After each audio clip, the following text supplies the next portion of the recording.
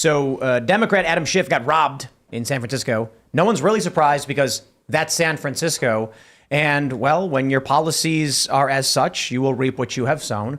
And so a lot of people are celebrating the news, but I mean, I really doubt it'll bring any positive change. The news report's funny, though. They say because his luggage got stolen from his car, he couldn't, he had to go to a dinner without a suit on. We'll talk about that. And of course, you've got the ongoing protests across the country pertaining to anti-Israel sentiment. And then you've got, this is kind of a big story, Christy Nome, potential Trump VP pick, I guess decided to end her career, intentionally letting everyone know that she shot and killed her 14-month-old dog because she couldn't train it properly. So she killed it. And I guess we'll talk about that. And then there's a much bigger story, but I suppose the challenge with this is giving it air could potentially exacerbate the issue. But there is what many people are calling the echo of George Floyd, a black man who was yelling, "I can't breathe," as police subdued him. And then they kneeled on his back and he died. Granted, the story apparently is that he was involved in a fatal, or not a fatal, but he was involved in a drunk car accident of some sort, knocking out a telephone pole. So the police were trying to apprehend him and he resisted. And now here we are. So we'll talk about that. Before we get started, my friends, head over to casbrew.com. Buy coffee.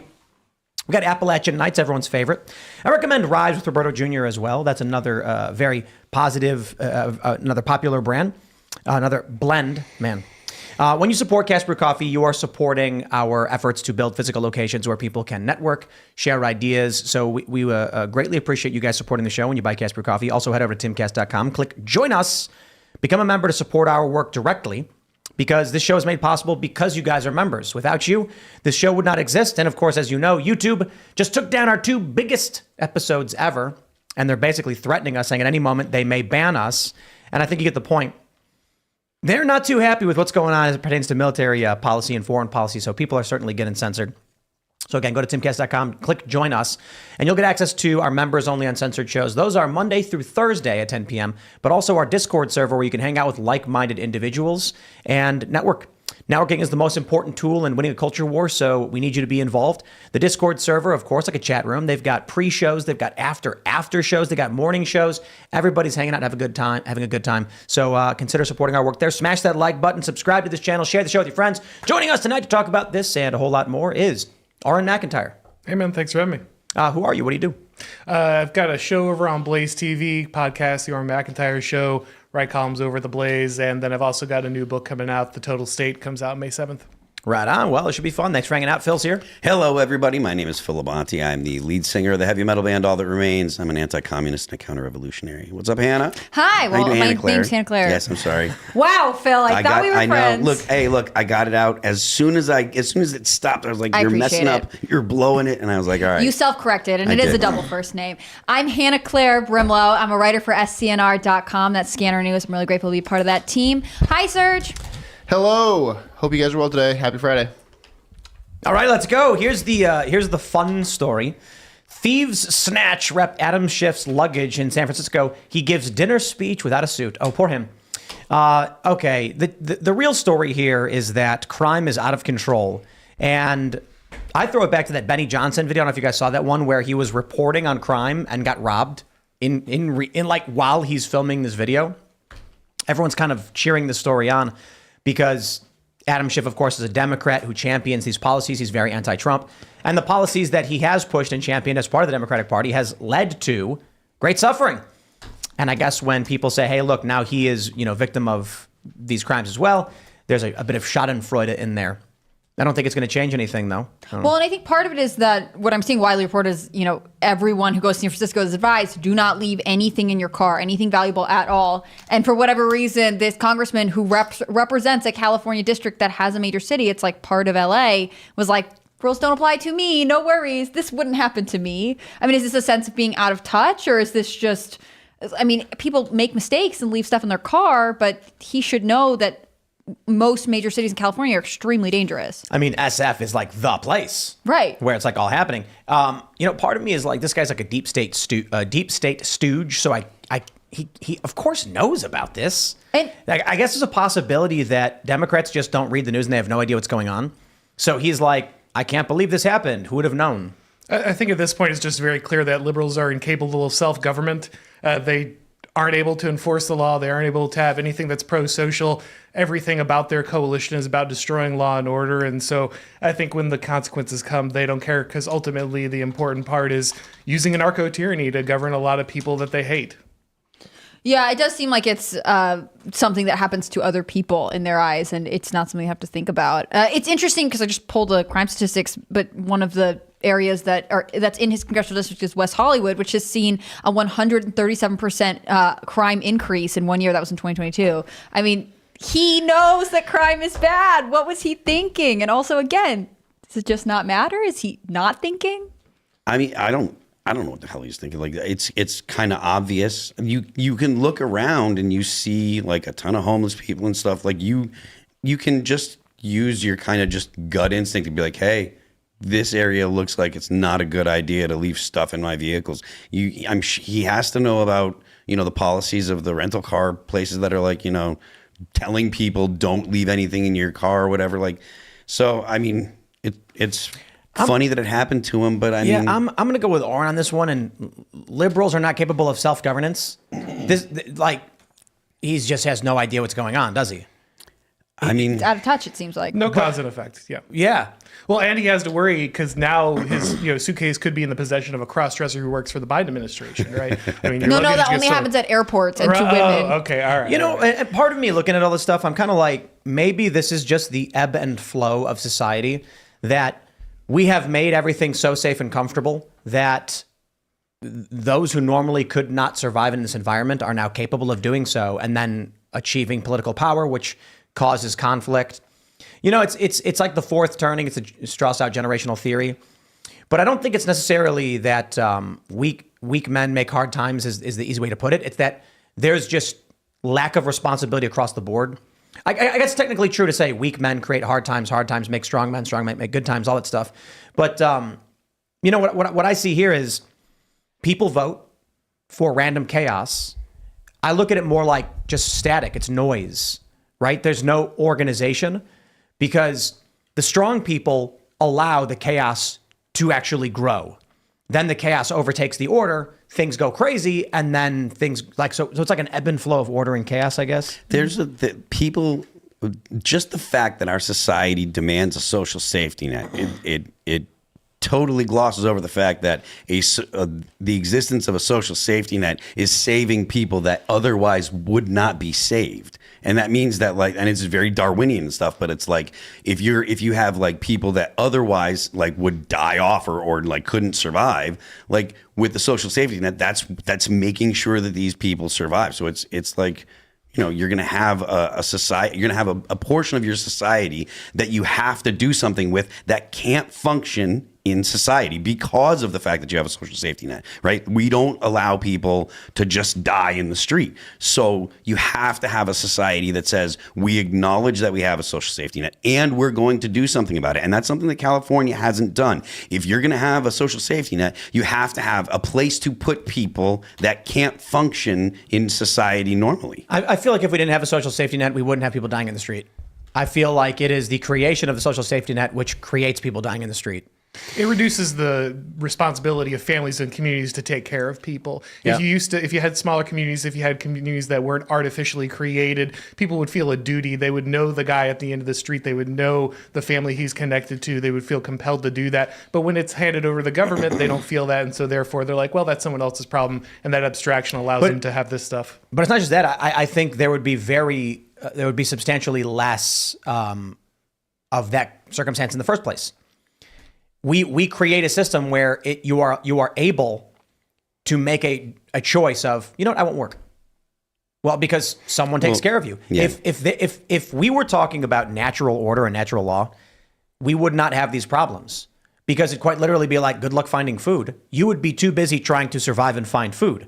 But because food is easily abundant, because you don't have to work because of government assistance and all these programs, it creates an option for people to take. And then you've got people in big cities who are thinking, well, they're not going to criminally charge me. What's easier, hunting a boar or stealing luggage from this guy's car? Clearly stealing luggage. There's no conflict. So you get rid of all of this stuff and just say to people, good luck, figure it out. And they will. They will take the option and say, well, I guess I have no choice but to go hunting or farming or something. But give them an option to steal and loot and pillage and then get away with it. You know, it's the that episode of The Simpsons where Homer goes missing, and Marge is like, "We have to go this way." And like, "How do you know which way he's going?" And she's like, "Springfield slopes, 5 degrees to the west, so Homer's going to walk downhill." Criminals are going to do the same thing. You create two paths, one's slightly downhill and one's flat, and they're going to be walking downhill. So that is, commit crimes, get away with it. They will. You eliminate all that and say your only path toward survival is figuring it out, and people will go in that direction. Well, I mean, this is the libertarian argument for small government or no government, or capitalist argument. The existence of the safety net means people are going to inherently say, I'm going to rely on it because I know that I can get the very basics taken care of. And especially in modern society, like we have the distractions that are so easy for people to access the internet, and if you can make money on, get enough from Social Security or make a little bit of money on a side hustle or whatever, and you can pay for your apartment and pay for the internet and pay for some weed, like that is the opiate of the masses for today. Yeah. And whether or not that's clearly not good for society, but that is what society is promoting at the end of the day. And the reason I say that is because there are so many people choosing that option, So do you think that's because they have a lack of motivation, a lack of religion? Like what drives people to sort of pick this? I think it's a lot of things. I think it's a combination of things. But I think that I think it's a lot of things. And I think that a lack of religion, not because I personally am religious, but because it gives meaning to a lot of people and it gives order to people. People lack purpose. I think that as much as people say they want to be free, which everyone wants to feel like they have options and stuff, I think most people need some kind of structure in their life. And I think that society should promote a structure that is best for most people. It's okay to have, in my opinion, a society that makes room for people that are outside of the norm, right? Like you want to live a different type of lifestyle, we can have a society that makes room for it. But the idea that society is promoting, alternative lifestyles is totally counterproductive to society itself, right? Like you shouldn't be saying, hey, we should promote single mothers and we should hold single mothers in high esteem. And it's hard because you don't want to say, look, you're a single mother, so you're bad. But at the same time, we want to promote 2-parent households, like that's what's best for society. And that's not like, it's not like it's my opinion saying that, like, that's this kind gets of replicated in studies all the time. And it's like, look at societies that are successful. Generally, that's kind of the way they work on modern planet Earth, You saw the mayor of San Jose had that fight or whatever happen. He's like giving an interview, and then some crazy guy in the street just walks up to a security guard and starts punching him. And really gets up, knocked right in the face. California gets better and better every day. You know what the thing is with California is combine giving people free stuff with good weather. Yeah, and it's the perfect weather, storm. Dude, it's the weather. Every time I go there, I went there I went to California 6 times last year, and every time I'm like, I get it.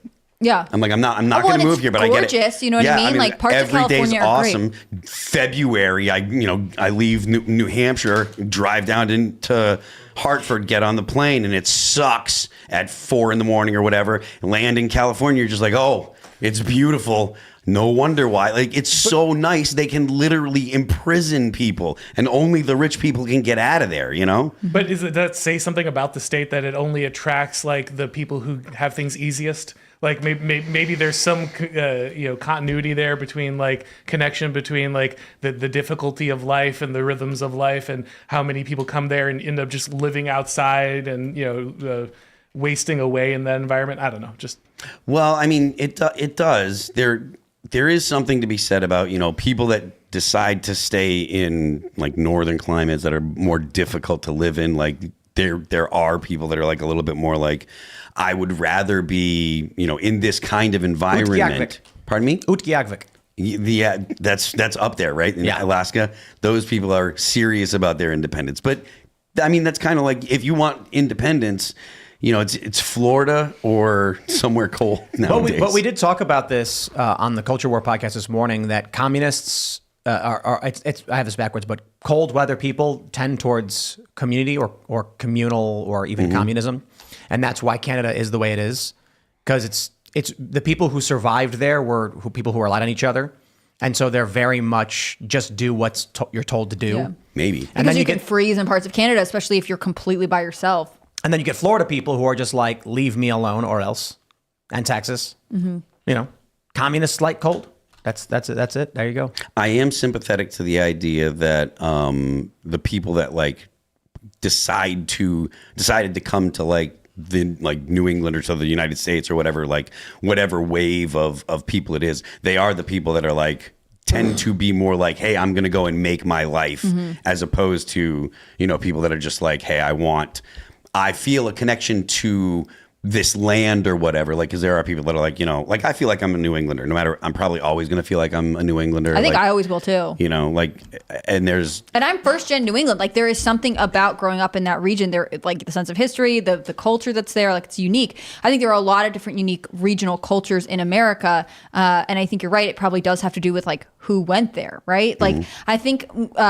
I lived in Dallas for a little while, and at the time there were tons of businesses moving there, and it reminded me a lot of sort of like the German settlers who decided like, well, we're just gonna go to Texas and make it work, because Texas is not like a naturally easy place to, I don't know, farm or anything like that. Or you see it with like Minnesota has a very serious Scandinavian influence in the culture because of the settlers that ended up there. Are you originally did you grow up in Florida? No, Dad was in the Air Force when I was young, so Okay. we moved all over the place, but ended up living in Florida more than anywhere else. Okay. Let's jump to this story. This is the political scandal, I guess. Trump VP candidate Christy Nome reveals she shot and killed her 14-month-old trained assassin dog Cricket and gunned down a goat in eye-opening new book. Sure. Did Christy Nome decide she just wasn't going to do politics anymore? She's just like, I'm out. This is it for me. And then her advisors were like, well, you can't just quit. People will like, they're going to criticize you. She'll be like, well, what if I tell everyone that I shot and killed a dog? A young dog at that, a puppy. They'll be like, well, there you go. Then people will hate you and you're good. And No, she went for I it. want it to be like her advisors were like, well, people think because you're a woman, you might be too emotional. And she's like, I can solve this by saying I murdered a puppy because he was too difficult to train. And they're I like, think great, that'll make you actually- sound tough. I think that actually makes her sound emotional. It and makes it sound unstable. crazy. I think she might have bad advisors. That's the first thing that I thought is like, how did this is in a book that she wrote and released. Like, how did it get passed? Unless her publisher was like, we don't want to see you be VP. Definitely leave this anecdote Well, in. that's definitely a bad sign when you are that insulated, where no one has the gumption to just come up and tell you, like, no, you're going to kill your career. Like, no, everyone is so terrified of you that they won't just come up and be like, no, this sounds like you're a sociopath. You can't put this into a book. Like, just to bring it up, I mean, I feel like you'd be like, at least someone to be like, yo, like, That's something you maybe keep. don't. Just bury that deep dark down. Just be like, suppress that forever. Are you sure you want to put this story out? Like, can you leave it out, and will the book be the same and still tell the story that you're looking to tell? Because She people, tweeted about it. Man. She said, we love animals, but tough decisions like this happen all the time on a farm. Sadly, we just had to put down 3 horses a few weeks ago that had been in our family for 25 years. If you want more real, honest, and politically incorrect stories that'll have the media gasping, pre-order No Going Back. I don't think this is Killed my dog. politically incorrect. I killed my dog. Buy my book. That's so bad. And That's not the defense here, team. Like, first off, the horses, 25 years, that's a long time. I don't know how long horses live, but like, that seems like a long horse life. A young puppy that you were having trouble training, being like, I just got frustrated. Like, yeah. that's not politically incorrect. That's crazy. There was a woman who tweeted, I was watching The Fallout on Amazon and just stopped with the puppy murder because there's an early scene where a dog gets hurt.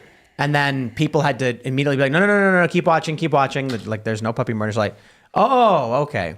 Like, there are people who will legit be like, I'm not watching this after a dog gets killed. yeah, It's like I can watch an action movie and, I can see all the bad guys getting thrown in front of trains or whatever. But as soon as the dog goes down, I'm like, oh, poor taste. I played Fallout 4, and they've got the German Shepherd in there, and I've got a German Shepherd myself, and it's too realistic. Every time the German Shepherd gets hurt, it sounds just like your actual dog. Yeah. I couldn't play with the companion because it was too much. there is like, so dogs were created by human beings, right? Or at least we evolved together. Like, it's not just like they're wild things that are out there. And this is, maybe I'm a little bit the sentimental side here, but I think that human beings have a responsibility to dogs because we created them. I just saw a post by Nature is Metal or whatever. This little puppy, or not puppy, but this little dog, like this little house dog, it was like a poodle, walking in the street, and 3 coyotes came up and just tore it apart. And it's like, look, dogs are a responsibility. Like, we have made dogs the way they are. Little dogs, like dogs that now, a lot of dogs aren't fit to live in the wild. So we have a responsibility to take care of them. So like that kind of stuff, like, oh, it wasn't trained, like it wasn't snapping to it, so I just killed it. I find that really, really, really repulsive. There is a difference between like beasts of burden that we have domesticated on one hand, and dogs which were literally a creation of man because we have picked the ones and bred them to do certain things, that we have bred out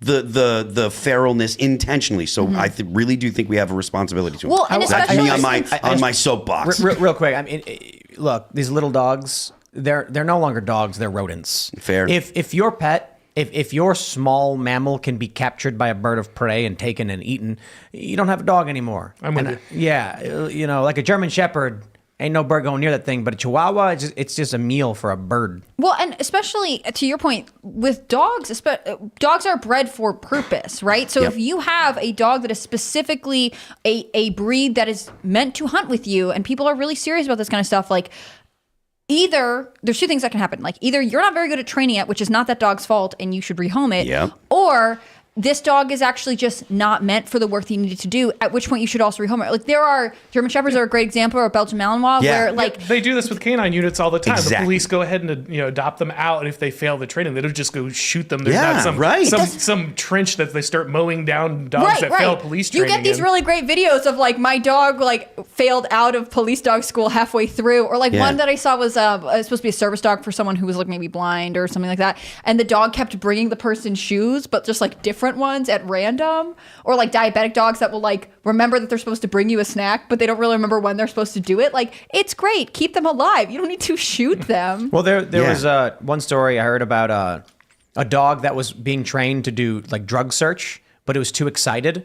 So now it's doing search and rescue. They were like, he loves people. Let's have him find the people instead. Like, if the dog can't be trained to hunt, just, you know, I guess she was saying the dog was dangerous or something. I don't buy it for a second. Because she described it as too excited that Yeah, morning, which is I like, don't care. It doesn't. She didn't say aggressive. She said excited. Yeah, That's I don't very care. different.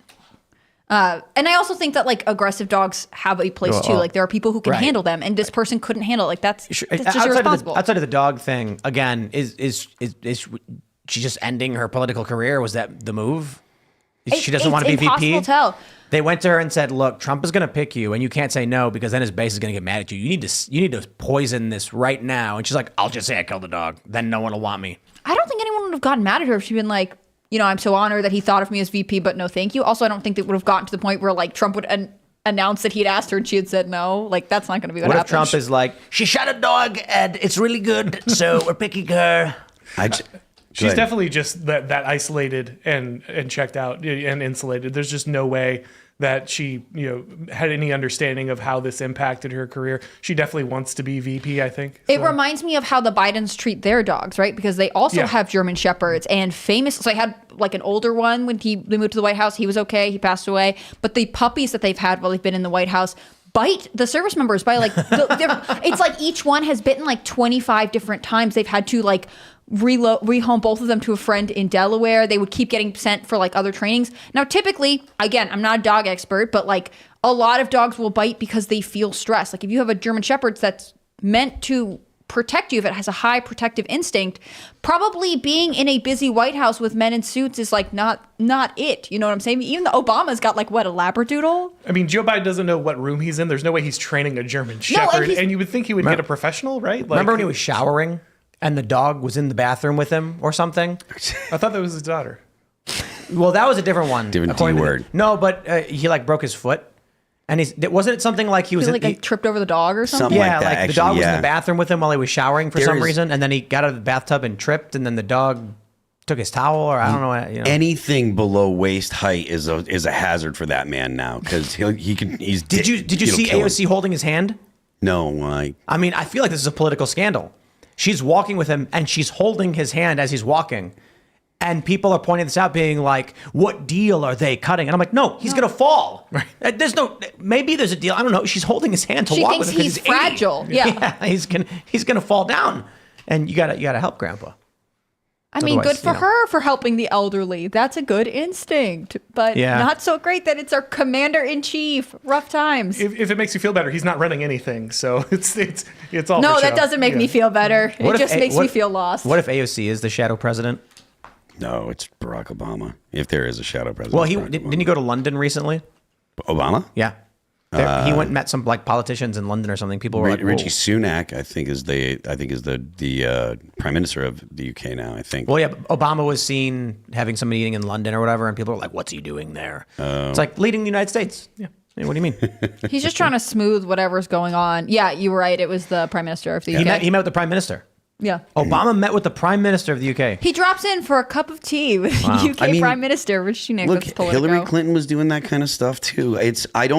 I personally don't think that there is one person in charge. No. I think that it's just kind of like the cabal, I don't know who has the most influence at any one given time, but I don't think that there is one person that actually would be considered having, ultimate influence or ultimate say in anything. It's definitely a committee where, Hillary Clinton and Barack Obama are getting on the phone with people that are in the Biden administration and saying, hey, this is what we think you should do. Do you think Hillary Clinton ever looks at Joe Biden on TV giving a speech and think they wanted this guy over me? Oh, she probably cuts the eyes out in the magazines. Yeah, 100%. No, she has the notebook where she ran into a room and opened it and wrote, Joe Biden is a fugly slut.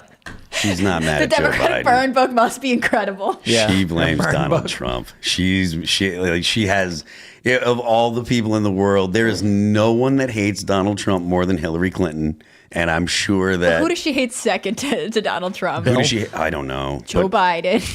I don't know. Maybe. I don't know. I don't think. I think that they didn't go with Hillary Clinton because Hillary Clinton was a dangerous choice. I think that. Oh yeah, I agree with you. I think there was no way, man. You but lost I don't last time. think she likes that. Of course she doesn't. But Well, the regime wears Biden like a skin suit, right? He's just the most malleable thing available to them. That's why they keep him around. But what if he is just a skin suit? And it's actually some guy named John Rickman who's just wearing the skin suit. there was a movie. And the reason why he stutters is because the guy inside the skin suit is just oh man, don't screw this up, John. Don't screw this up. It's hard for him to keep the voice going all the time. Yeah. I don't know. The AI breaks. Let's jump to this next story. Welcome to your brave new world. Bipartisan bill would create anti-Semitism monitors at colleges. And my response was just, what the ever living is this? For real? A pro-Israel House Democrat and Republican plan to introduce legislation creating federally sanctioned anti-Semitism monitors for select college campuses. It's the first bill introduced in Congress as a direct response to the pro-Palestinian protests. All right, that's it. I'm done. We had mass rioting. We had firebombing of buildings. And now, the snap to attention you get over what's happening right now. I'm just going to tell you guys, the deep state screwed it up. The system is falling apart. Okay. The military industrial complex is on its last legs. This is so over the top, insane that you've got violations of the Civil Rights Act when it comes to gender identity stuff, women's rights, bathrooms, and then you've got the racist stuff. You've got schools in California creating white racial affinity groups for students. You have far leftists killing people, firebombing buildings. Trump didn't do nothing. Democrats didn't do nothing. And then you get Occupy 2.0, Israel Boogaloo, and they're trying to put anti-Semitism monitors in colleges. I think it's an op.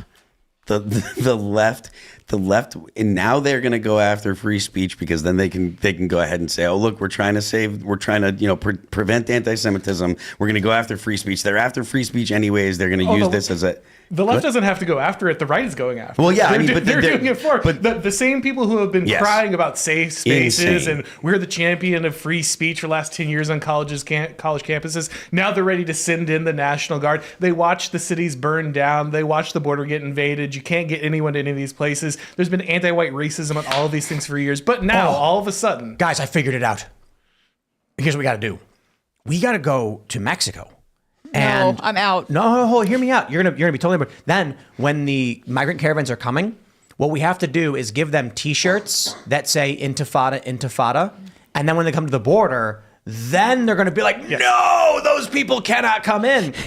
I'm back on board. Right. So how about we do this? We can go to like Juarez or like Mexicali, Calexico. Maybe we can go to where was the Tijuana, and we'll set up Occupy camps there and make sure all of the migrants coming in know how bad Israel is, and we'll make sure they know when you're coming in and the CBP agent is asking you questions, just tell them you don't like Israel, and then of course they'll all get turned around. Yes, if this is how we're going to secure the southern border, you got to make Dude, lemonade out of lemons. You know what I'm saying? Like, look, let's put this to use. Let's be real though. I mean, the response from government has been so insane.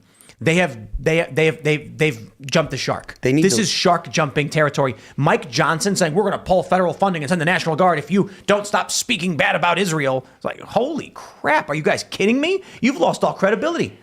I mean, we were looking at some of the Republicans being like, why can't they pull funding from these universities? Why can't they do these things? And the Republicans would be like, look, we're trying. We have a slim majority. It's not easy. And then this happens and we're like, oh, you were full of it the whole time. I mean, it's all about donations and who's got money. Like the whole reason that this is happening is because there's a lot of large donors for for like AIPAC and all the.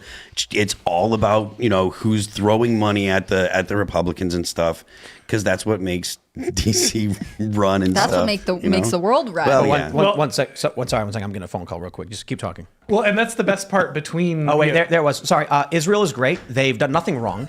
They can only do good, and the U.S. should give them billions of dollars. This is making the anti-Semites on Twitter insufferable. Not like they weren't annoying as hell before, but now they're just like, see, I told you, the dancing Israelis. Ah! They're crazy people just screaming. This is what I'm saying. They're losing all credibility.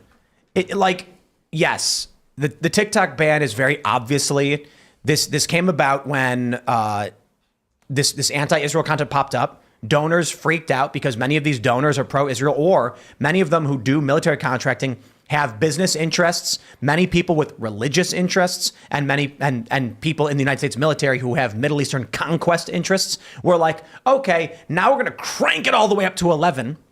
And now, yes, as you mentioned, the actual anti-Semites on Twitter are vomiting all over themselves, screaming. And I'm sitting here being like, well, Congress, the president, like everyone's lost all credibility on why they can't move on certain issues. Because when the donors snap their fingers, they will literally shut down universities and mass arrest people for hate speech if they deem it so. And look, I just want to stress this.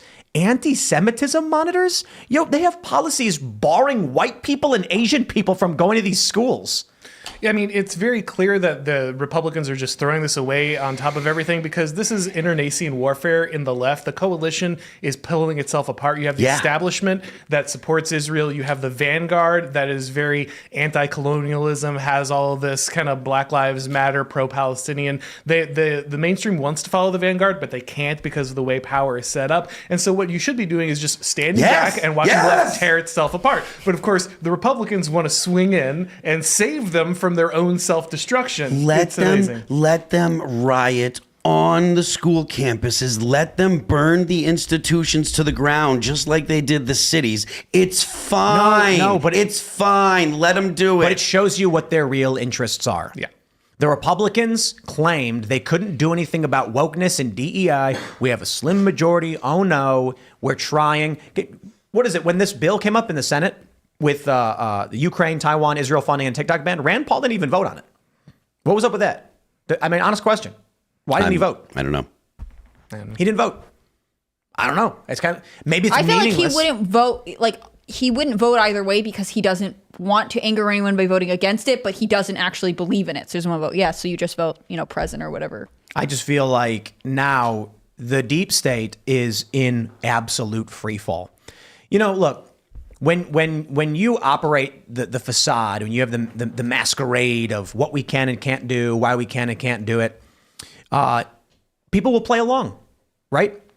This, I'm going to say it again, a bipartisan bill to create anti-Semitism monitors at colleges is one of the most insane things I've ever heard. Greg Abbott saying hate speech will not be tolerated on campus. It's the most insane thing I've ever heard. Hate speech is counter to everything that the right has been complaining about for the past decade, going on at schools and stuff. Like, speech codes have been the bane of the right's existence. It's been getting the right kicked off. I'm sorry for talking over and stuff, but it's like it blows my mind that this is not obvious. Well, it's because no one actually believes in free speech. Like that's the hard truth here that everyone's got to swallow. It's like everyone is using it for political advantage. When you're out of power, you call for free speech. When you're in power, you pull the ladder up behind you. That's what the left did. That's what the right's doing. It's a universal thing. To be fair, the Democrats and Republicans are united on do not criticize Israel. Yeah, absolutely. And the crazy thing is, the conversations we've been having over the past couple of weeks are not even about Israel or Israel's actions or Palestine or what is or is not justified in military and war and conflict. It's about the reaction of U.S. media corporations, schools, and governance going absolutely insane.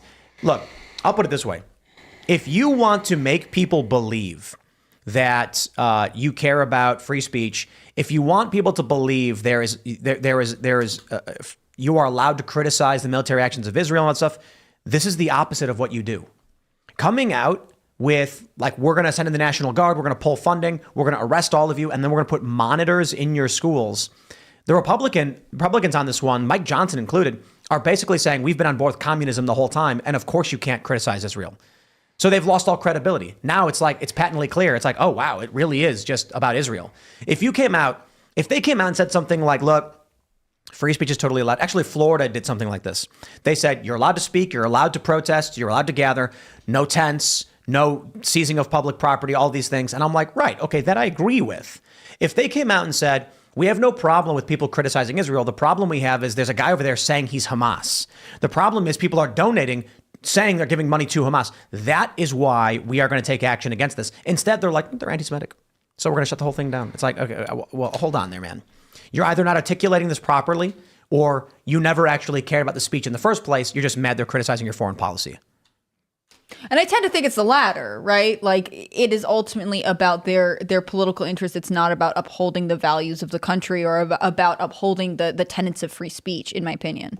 It would also be really nice if we didn't have to deal with this, right? Like, this is not our problem. It's our immigration policies and our obsession with involving ourselves in every foreign conflict and the reliance on the defense industry is the reason that this is happening. It would be really great if America could focus on its own problems and its own issues, and we didn't have to import every blood feud from across the world, but it looks like we have to because that's the way we've structured our policies. Not even. I tweeted this. I care as much about Palestine as I do about Burma. Yeah. I just the obsession with it is what blows my mind. Mm-hmm. And that's the crazy thing, because saying something like that, I'm called a Zionist.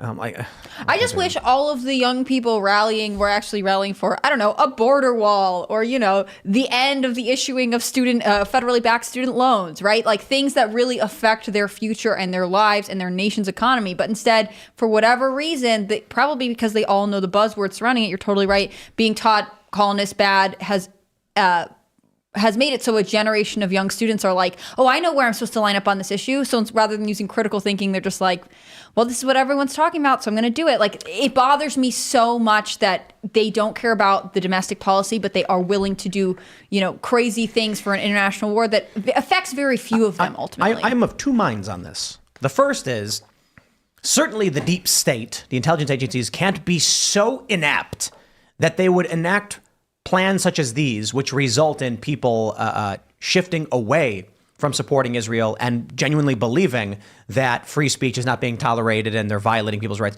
They can't be that stupid, can they? Unless they're actually really, really smart in the deep state and they hate Israel themselves.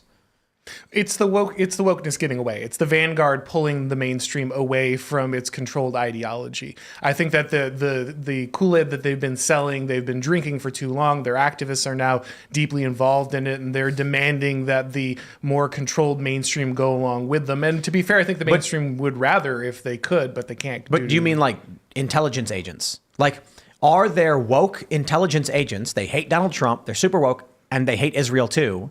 And things like this are meant to further subvert support for Israel. I think the ideology is leading them. I think the political formula involved in creating wokeness draws them that direction. Even if they don't personally buy into it 100%, they want to move that way because that's where the political energy is. That's where the spirit is. That's where the young Like the people are. intelligence agents? I think some of the intelligence agents would be, not all of them. I don't think the entirety of the CIA is probably bought into this lock, stock, and barrel. I put it like this, right? We know what false flags are, and we know why they are effective. Because you make a villain that you can fight against.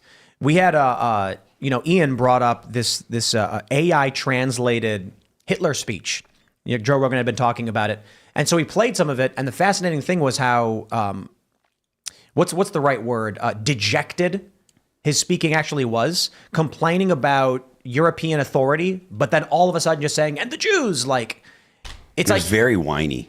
It sounded to me like what he was doing was, we have a general grievance on economics due to World War I and these treaties, but I can't rally anybody right now. We need a scapegoat, so we're going to blame this group of people because it's easy and they can't fight back. And then once everyone's rallied together, then I can start invading other countries for other reasons.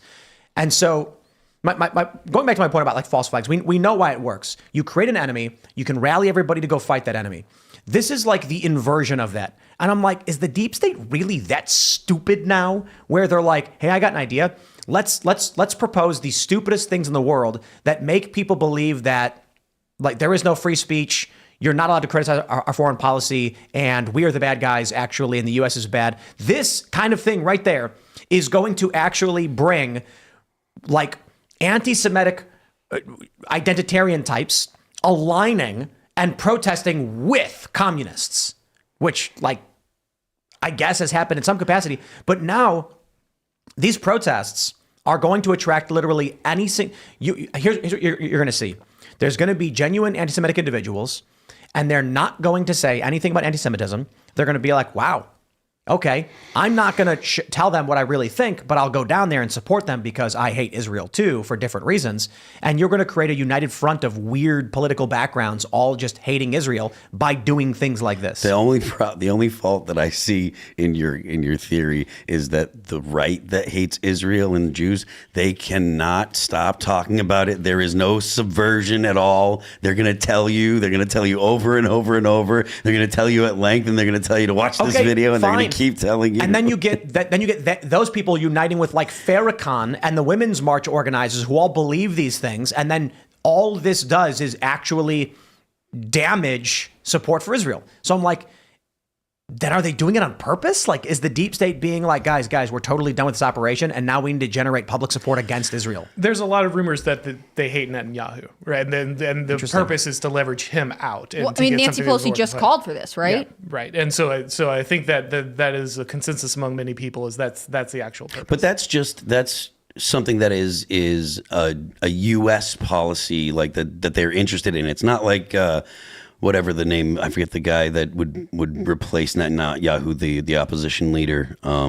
Anyways, it's not like he has a significant different policy. If I understand correctly, most of Israel they're kind of all on the same page. They're like, yo, this is, a uniting issue for them. We're going to stomp the shit out of Gaza is basically what their policy is all over Israel. Like and I understand why they would feel like that. That's what the U.S. was like after 9/11, like, so I get it, but I don't think that this does anything for the actual situation. It's only about what the U.S. would like to see come out of it and what the U.S. wants, as in getting rid of Netanyahu. It's not like getting rid of Netanyahu would change the policy for Gaza, So it's not like when people are protesting Israel, if they think, oh, we're going to get rid of Netanyahu and there's going to be a change, there's not going to be a change is the point that I'm making. Like, there will be no change on the policy is going to be the policy. And kids in the U.S. protesting, they can burn every single university down in America, and Israel's going to say, we don't care what you guys say. We're still going to do what we're going to do in Gaza, because that's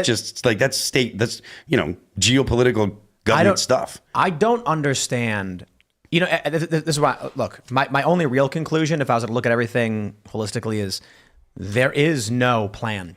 The deep state has fallen. That's it. There's no plan.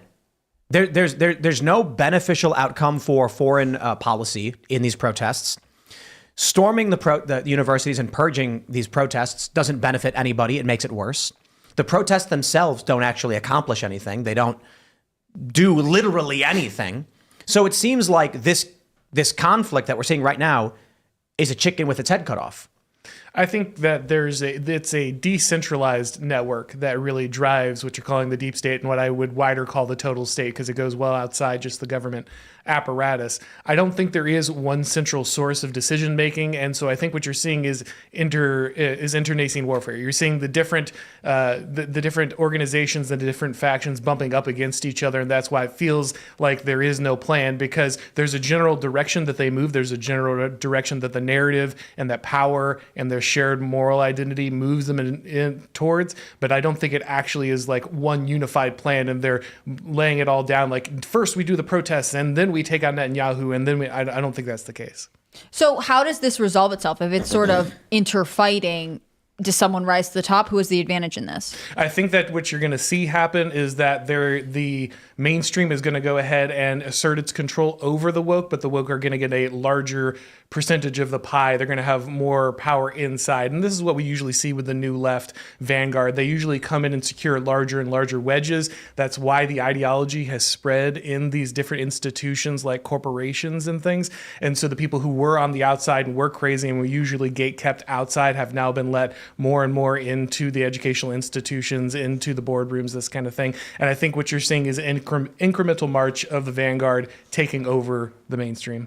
And Go ahead. No, you go ahead. Oh, I was just saying, and is this something that, as it happens on the left, is there a version of this that happens on the right, or is it just everyone is doing it at the same time? No, you're always moving leftward. The way that we're set up right now, the right has no real institutional power, which is why even when it wins elections, Donald Trump has no real power to change anything inside the government. He's technically president, but it's very clear that he doesn't even have the level of power that somebody like Barack Obama did, even though they're technically both working under the same article of the Constitution and maintaining power in the same office. And that's essentially because the American people would let Barack Obama get away with things that they wouldn't let President Trump. And he's the pillars of support, like the mainstream media. Well, yeah, I mean, all the sure. institutional power is lined up Yeah. for Barack Obama. It's not that Barack Obama has more power. It's that he's aligned with He power. doesn't have to make everyone that's supposed to be working for him work with him. Correct. He didn't have to convince people why it was acceptable or he didn't have to put significant effort into convincing the American public or the media in general, the people that would drive a story, why it was okay for him to shoot a missile at Anwar al-Awlaki without a trial or anything, right? That he's a terrorist. The president says he's a terrorist. That's the narrative we're going with. It's acceptable automatically. There wasn't any kind of blah, blah, blah, and that is actually what's important, because as much as like I'm very pro Constitution and very pro Bill of Rights and stuff, at the end of the day, all of that stuff doesn't matter if the people don't stand up and say, hey, government, you're breaking the law, when the government violates the law. Like, the courts will go ahead and say, well, this is one thing, and then people will go ahead and try to behave that way. But then if local enforcement comes in and says, we don't care, what was it? Not Andrew Jackson. It wasn't Andrew Jackson that said the Chief Justice has made his now decision. let him enforce it. Yeah. So Andrew Jackson proved that a long time ago. So I mean, Trump's generals literally bragged about committing treason, and nobody cares. Yeah. Just don't care. So it's not a big deal. There's a part of the. So we'll get a little specific. There's a guy. Let me pull up his name. Actually, I don't have the story pulled up on the computer. His name is Kimman James. Have you heard about this thing? He's one of the protesters. He apparently was like shaking hands with Ilhan Omar. He said that he wants to end the lives of Zionists. Yes. Yeah, the video. And there's the like a video video of that him went viral? saying it. Yeah, It's yeah, like yeah. there's no remorse, and now he's getting heavily criticized. And was like, I should not have said that. I didn't mean it, or whatever. But I think the issue is many of these organizers at these protests. Yeah, they actually are saying this. There's one viral video where a man on the street interview. A guy says, he's talking about raising funds for the victims, and then she says that she's trying to raise money for Hamas, and like that's a very serious crime to announce that you're doing that. And then she quickly is like, I'm at Palestine, I mean. And it's like, okay, well, like, what does that mean? You know what I mean? So the question then becomes, there are a lot of people who are critical of Israel who are defending they're defending the protests as, no, you can't blame the protests for what some people are saying. But then it's the organizers who are saying it. So what is it? Is it organizers who are like really anti-Semitic? and Yeah. some of them like violently and deathly so, and then regular people just marching behind it, not realizing it. And then this is what I was saying about like the anti-Semitism monitors and all that stuff, is you're going to get people who are anti-Israel standing side by side with people who are organizing protests and saying horrible things like that dude Kimman James said, and they're going to be like, well, as long as it's all anti-Israel, they don't care. Well, I mean, that is true to some degree. As long as it's anti-Israel, they're gonna accept it. But I think that it's as long as it's part of the leftist narrative, they can do it. I mean, this is very, very. You're seeing the what's the word I'm looking for? It was Mark Hughes wrote the paper, The Repressive Tolerance. There you go. That's the exact same. That's what's going on. It's like you can do whatever you want according to the left, just so long as it falls in line with what the left narrative is and where their goals align. Well, and a lot of these guys are used to being able to say whatever they want. They're used to having power on their side, and so they can always say insane things about what you should be able to do to white people and that kind of thing. Yeah. So they didn't see there would be a problem until they ran into the Israel issue. Let me pull this story up from the New York Times. Columbia bars student protester who said Zionists don't deserve to live. After a video surfaced on social media, the student Kimman James said on Friday his comments were wrong. Is it just that he got banned from school? They were like, okay, you are officially banned. You can never be here again. And he's like, oh, I didn't mean it. Like, these woke leftists, maybe this is the psyop, right? Maybe the psyop is let them say all of these horrible things until they cross the line and then get permanently banned. And now they're suffering consequences and backtracking.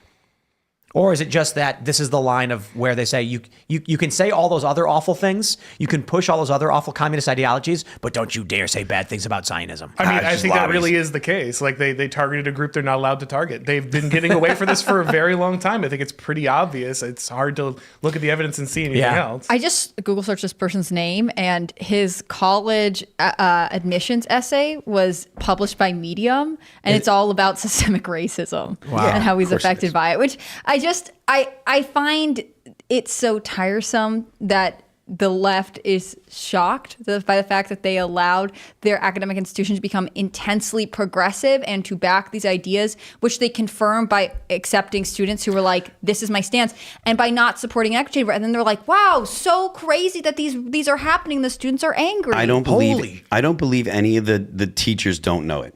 I don't even want to read this quote from this guy. He said, he compared Zionists to white supremacists and Nazis. These are all the same people. The existence of them and the projects they have built, i.e. Israel's antithetical to peace. It's all antithetical to peace. And so, yes, I feel very comfortable. And then he goes on to say he wants them dead. This is what these universities are fomenting. I'll put it this way. I'm fairly pissed off. Mike Johnson comes down to these universities and then says, we're going to pull your funding and call them the National Guard. And I'm like, oh, you finally do it. But I'm also willing to be like, screw it, pull their funding. If this is the issue that finally gets their funding pulled, fine. I'll take it. Okay, this college essay, he's writing about our education system is rooted in systemic racism, and it's always been a direct cause for poor funding and political neglect of the Black and brown communities. To combat this, we must identify the individual issues that exacerbate the inequalities and work to tear them down one by one. Like, this person has been on... That's just straight deconstruction, this is too. Crazy, dude.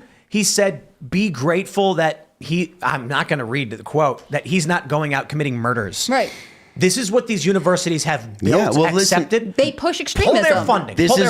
This is all anti-colonialism. This is all like decolonization stuff. It's Franz Fanon in the Wretched of the Earth or whatever he wrote. Is like decolonization is always violent. It's fundamentally violent. So and to say any of the leftist professors aren't familiar with these ideas is a flat out lie.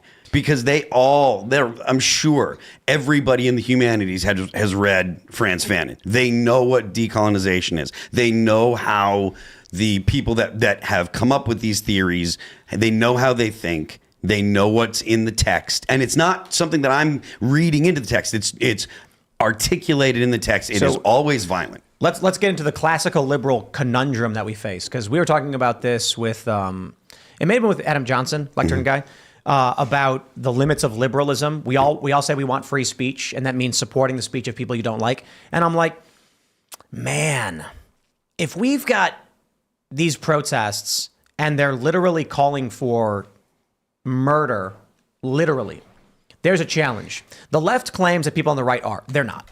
Like, I go to a Trump rally and nobody is. They'll lie and say they are because they want to weaponize that to start banning people. At what point does classical liberalism reach its limit, or liberalism in general, when you have these protests? And the problem is the people seeking to gain power are quite literally saying they want to go murder a bunch of people. This, again, I will stress this. The left made this argument about Trump supporters because Trump supporters wanted a secure border. That was clearly a manipulation and a lie. Yeah. Now you have a guy who's one of the active organizers shaking hands with Ilhan Omar, who is, he looks like one of the guys from the videos who was trying to remove people from the camp. And he's saying, be grateful he's not going out and just committing these acts. At what point do we actually say, okay, this protest is actually crossing the line and needs to be shut down? Because where's the line? How do we call that? James Burnham said that liberalism is the ideology of Western suicide because it eliminates the ability of a culture to defend itself, to prefer itself to others, and to say that there are lines that simply cannot be crossed with, there's no way in which you can allow people to say certain things that will absolutely destroy your culture. And I think the fact that this line is being drawn here is a problem. It should have been drawn much earlier. Again, these same activists have been talking about colonization and the destruction of the West and the importance of banning white people of European descent from their campuses for a very long time. This line should have been crossed a very long time ago. So I'm not a fan of the line suddenly appearing. But to be fair, as long as you're going to put tanks in Harbor Yard, that's fine. But what you're saying, we should shut these protests down. I'm saying that that obviously any violence in these protests was always unacceptable. So what he's saying here should be unacceptable. But the problem is the left doesn't have any way to understand like when that actually gets tripped over, because their entire ideology is that violent revolution is part of the solution, right? So here's what I don't like. I don't like that we have had this same ideology. There have been, since Occupy Wall Street, people at these universities, They liberals get the bullet too was written on a wall. And it's like, this is not the first time they've done this. It is annoying to me that, now it's Israel and all of a sudden taking action. I'm also not going to be so blind as to the end results and goals to say, we think these universities fomenting communism is bad. If Mike Johnson is now saying this is the reason that we pull their funding, I'm like, well, we've wanted their funding pulled for a long time. So I will accept that this is your reason, finally reaching that point, because it's good. But my thought and where I'm hitting this wall is like, Greg Abbott said it's anti-Semitic, and we all mock him for it, being like, dude, you can't shut people down for hate speech.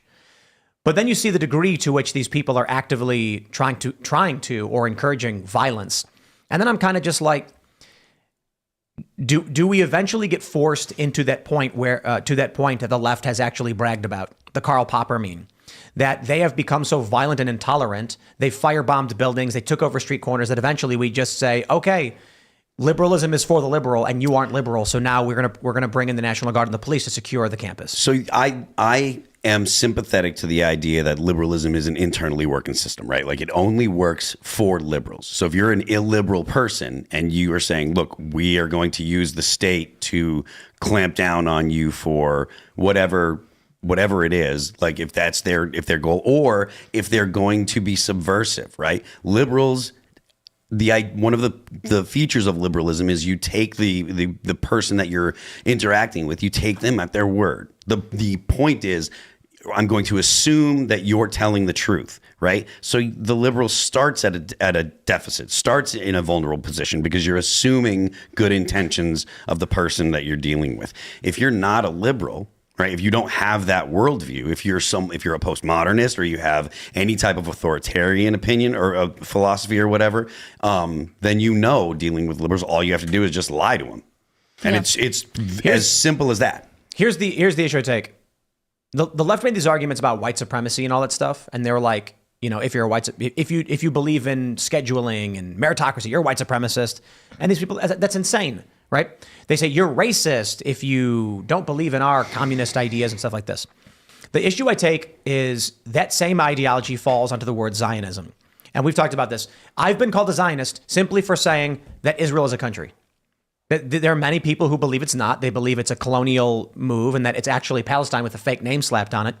And wasn't it like China or something that removed Israel? What country removed Israel from the map or something like that? That was a while ago. And so now when this guy says that he doesn't think Zionists should live, and he's a leftist, and we know leftists play word games, and we know leftists think that the word racist means anyone who disagrees with me, my concern is, are these people getting to the point where what they're really saying is, whether you support Israel or not, whether you think they should be funded, because I'm of the America First opinion, like I don't know why we're funding all this stuff. I don't see good reason to do it. We should be securing our border and fixing jobs and all that. But simply by acknowledging its existence, people call me a Zionist. Do I fall into his camp? I would say 100% yes. Everybody that it was the same thing when they were talking about Ben Shapiro's a Nazi and punch a Nazi is acceptable. It is accuracy is not the point when it comes to the left's use of language. They're not using language to articulate accurately the reality that we all exist in, because they don't believe that we all share a reality. They believe that everybody's reality is subjective. So words, because they don't represent actual reality, words are used to impart emotion and to get effect. And so if they can say, "Oh, you're a Nazi," then that justifies violence. Right. You can see that in the statement that the student put out. He says, far-right agitators went through my months of social media history. Yeah, far-right agitators, which is anyone to my right. Right. Mentions I'm visibly queer and black, and that's why they're targeting me. And then goes on to say, I misspoke, and I'm sad that this is distracting from what's going on in Gaza. I mean, there are clear buzzwords are meant to be like, well, now you have to realign to my position so I can distance myself from that and talk to you about why I am the victim in this scenario. Mass communication and persuasion are never about accuracy. They're always about emotion. They're always about creating a friend and enemy distinction, and thinking that being the best arguer, the best debater is what actually wins you public opinion is a failure to understand the dynamic entirely. No, the Ben Shapiro dunking things of 10 years ago, the reason why they were good is because people laughed. It was the emotional reaction that people liked about them. It wasn't that the arguments were well, maybe the arguments were good, but that wasn't the point of them. The point was to get the emotional, to get the chuckle at real quick, someone super chatted saying this is the guy who yelled "I'm bored" and pushed the people out of the campus. The reason allegedly was that one of the guys, it was a guy wearing a Star of David, and so he saw it and said, "You're a Zionist," and started yelling at him, and then called for help to get rid of the Zionists. I don't know if there's anything else beyond that, but I really do feel like those of us, we had this we already mentioned this, but liberalism is for liberals. Yeah. And my attitude on free speech shifted quite a bit. Because I used to be, I think it's rather naive too. I believe in free speech, even if someone is saying bad things. And then what did we learn? When it came to issues of leftists being censored, everyone on the right and all the free speech people would be like, "No, you can't do that. Come on, we're for free speech." And they would go, "Thank you guys so much." And then they would start flagging you and trying to get you banned. Yep. And then I'd be like, wait, I just helped you. And you immediately turned on me. And for me, there was a formative moment where I met an activist that I had known for a long time, Occupy Wall Street. And he was a free speech guy, an internet guy. And then I was talking to him, and he's a hardcore leftist right now, commie. And he was like, I love the censorship. I'm glad it's happening. This is a great move in the right direction. And I was like, what are you talking about? I was like, you're the guy who was leading the charge on free speech. And he laughed, and he's like, yeah, for me. And then I was like, so those of us who actually believed in the idea of people being free speech, you never agree with us. And he chuckled, and he was just like, you guys are useful idiots. We were demanding the right to say the things we wanted to say, and you marched alongside us. And now that we have that power, we will shut you up. Yeah. And I was just like, wow. He said it to my face. A guy I've known for a long time. He was like, don't you understand what we're trying to do? And so now my idea then became, okay, if you don't agree with free speech, I don't give it to you. If someone comes to me and says, I believe in free speech for everybody, even if I don't agree with them, I'll say, okay, then when you get censored, I will stand with you if you stand with me. The leftists say, we don't believe in free speech. And I say, okay, then I won't defend you. You get what you ask for. Now we have these people who want violence and don't want people on the right to be able to protest. They want the universities to fund their psychotic ideologies. And I'm like, should we bestow upon them the rules they have asked for, which would be if a bunch of Trump supporters show up on campus to protest, they would demand these people are cracked over the head with a truncheon. Should we then be like, okay, well, then Greg Abbott should arrest and remove the protesters trying to take over campus, and these people at Columbia should be removed because it's what they literally ask for in governance. This is why the meme "communists always lie" is a meme. because they use words not to represent reality, but to move an argument. And that means they just have to convince people.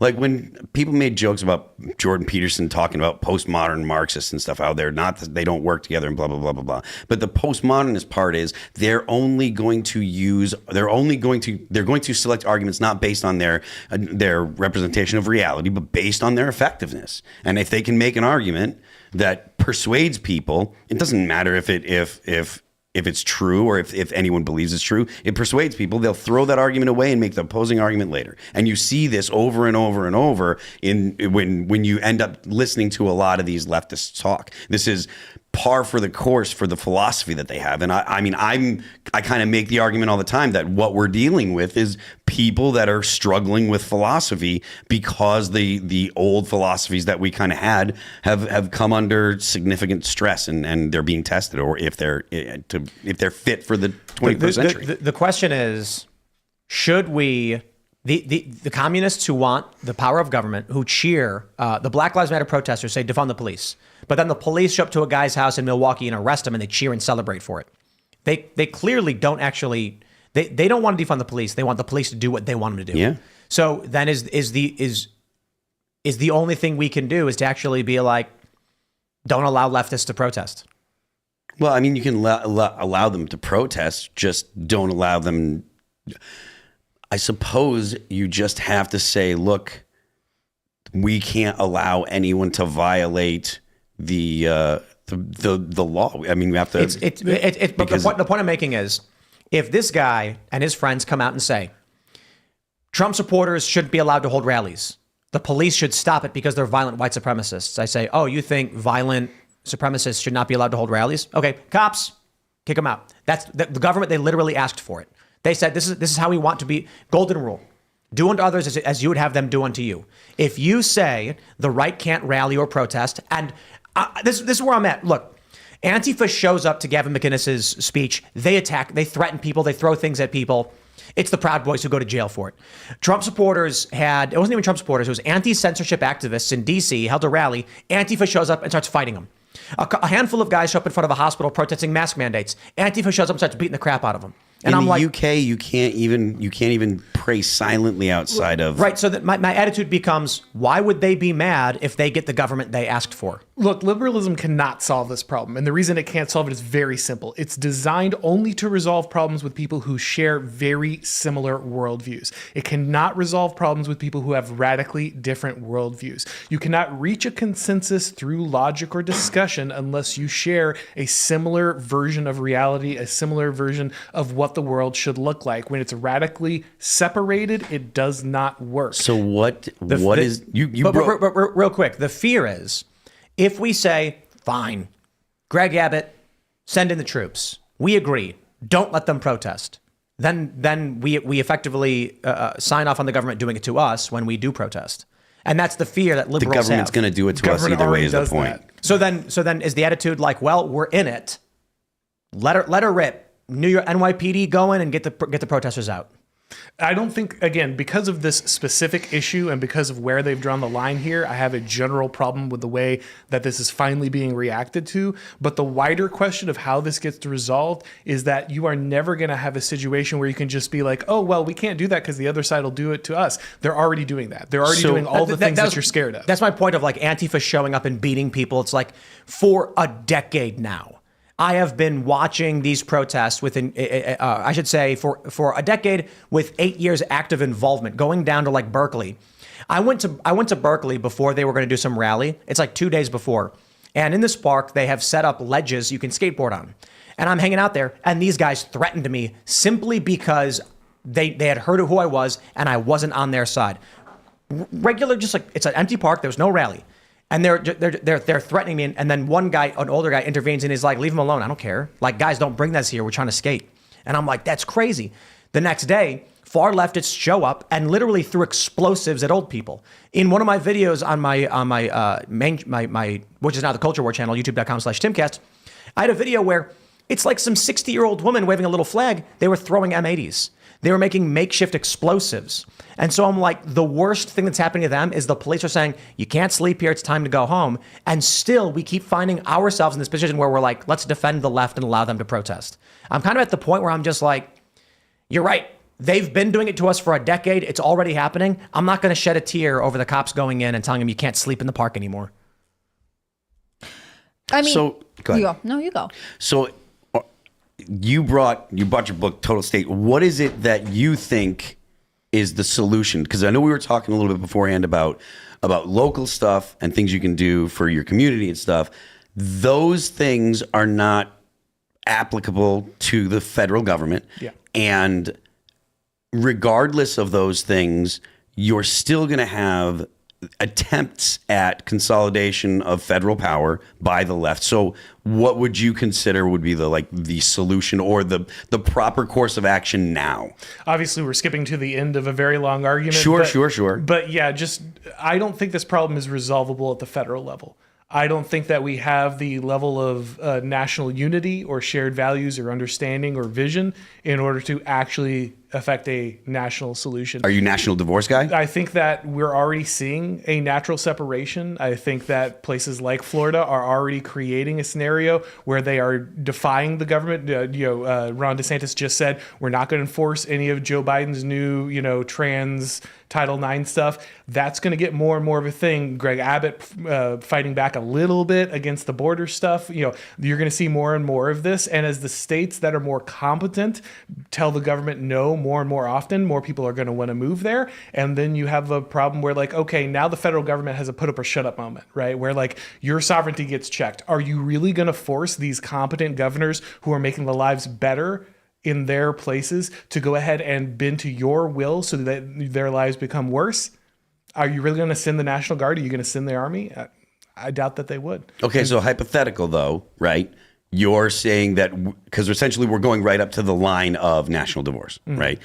I imagine that should the United States get to the point where that was a serious consideration and that was something that everybody was talking about, and it was something that the international community started taking seriously, I think the international community moves.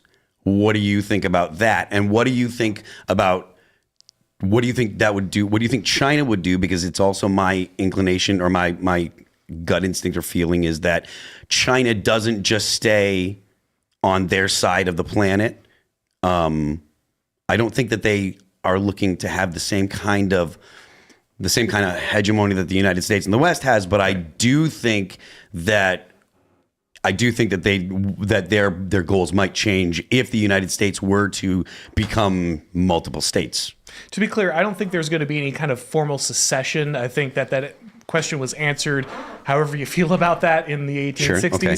And so I think what is far more likely to happen is what happens to a lot of empires where the territories simply become more autonomous until the central government just kind of loses its sphere of control. And you're right that would shift things. I think we're already moving to a multipolar world. I think that many world powers already see that the United States is losing its ability to project power long term, and they're already thinking about what the world looks like after that. I think that in the battle between Francis Fukuyama's end of history model and more of the clash of civilizations model, the clash of civilizations model is correct, and you're more likely to see places like Russia and China assert a regional control rather than suddenly try to take over the world in the way that many neocons pretend that Putin would. And so I think that's probably what you would see in an international response.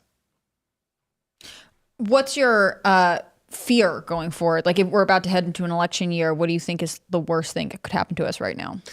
I think that what's going to be really interesting is if Trump has an overwhelming lead to the point where the kind of total state cannot fix it this time. They can't put their thumb on the scale enough credibly to push the election one way or another. And then Trump gets elected and the left completely chimps. They completely buy into their own Kool-Aid and they go nuts because they really have just convinced themselves that he's Orange Hitler. And then we see widespread violence on a even larger than BLM scale with organized violent protests across the country. This is why I was saying I feel like the deep state just totally lost control, right? Unless the goal is the destruction of the United States.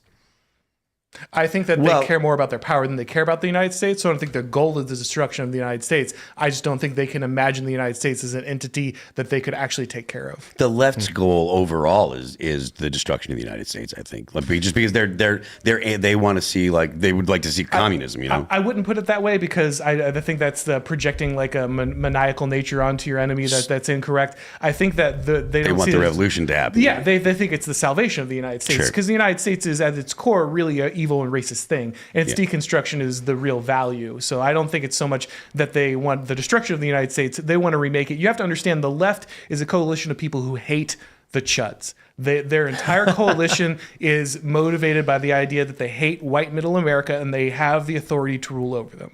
They want to punish these people. That's what holds the coalition together. And as long as they can keep people focused on hating that group, that's what allows them to stay in power. It's vengeance as a motivator. Absolutely. Yeah, I mean that was like a quiet, unspoken thing, I think, for a long time. But now it's become with the ascension. I don't think it's unspoken anymore. Yeah, No, that's they're writing the point. books about it. Yeah, now you have like books like White Fragility and stuff like that, with the whole intersectional stuff taking precedence in the humanities and essentially the overall left. I think that it's fairly open now. So what stems the tide of, increasing tension and potential violence? Is there anything anyone could do to change it, or is it an inevitable path that we're walking on? I think the good news is that the left is falling apart in the sense that they just have really reduced human capital. They're just getting really bad at this, as Tim keeps pointing out. And so like their ability to maintain the state as they have it now is collapsing. And so I think eventually that just wears down to the point where more competent people and more stable social structures rise. But I don't think there's any short term where this gets really good. What does it look like under Donald Trump's administration? I mean, Biden seems to be in disarray, but Trump says, I'm very pro-Israel, the most pro-Israel president. And reportedly, Trump worked with the Republican leadership on the Ukraine, Taiwan, Israel funding. Yeah, I don't think there's a significant change. Though, to be fair, the real question is, does Donald Trump even hold power when he moves back in? Like we said, he was barely president during his time last time. The whole idea of the 2025 initiative is to actually replace large amounts of the deep state, to actually roll out and remove large chunks of the managerial bureaucracy so that he actually can wield power as the president. If he could do that effectively, then we might see a real policy change. But I don't think Donald Trump is a really ideological animal. I think he's pretty much instinctual. And so he'll go where his advisors and he thinks the crowd is moving. Who's running the show there now? Do you know? Does anyone know? For his campaign? Yeah. Who's running his campaign? Well, someone super chatted this. They said, Michael Mouse ran a poll, which political party do you think will swap out their candidate? And he said he thought the GOP, that the GOP is going to say Trump's not the guy. I think the base would hate that. They already had that option, and they didn't take it. I'm not saying he's right. I'm just saying it doesn't seem like there is something like who is running the Trump campaign. I have no idea. Is it Cash Patel? I don't know. I can just tell you that I personally felt like Trump's major move was to go to SCOTUS during the oral arguments and to make a statement to the press that the arguments made here today will shape this country. And they even said it during the arguments, will shape this country for generations to come. And it matters more that I stand up for America than worry about whether a judge wants to hold me in contempt. If he does, so be it. But I will always be there for America, even if it means risking my personal safety. That was the play. He's just doing nothing. He's like, I've been sitting here for 8 days. I'm not campaigning. Like nothing's going on. Who's his VP? Where are we at? Like, what's the plan? With Trump? Yeah. I mean, it's interesting because we aren't still in the primaries anymore, because that's just sort of over. I mean, you wouldn't normally get a VP announcement for another month or so. I mean, early would be like, I think, May. And so he's not off on any timeline, but because we know what the matchup is, things feel strange, right? I think... Go ahead. Go ahead.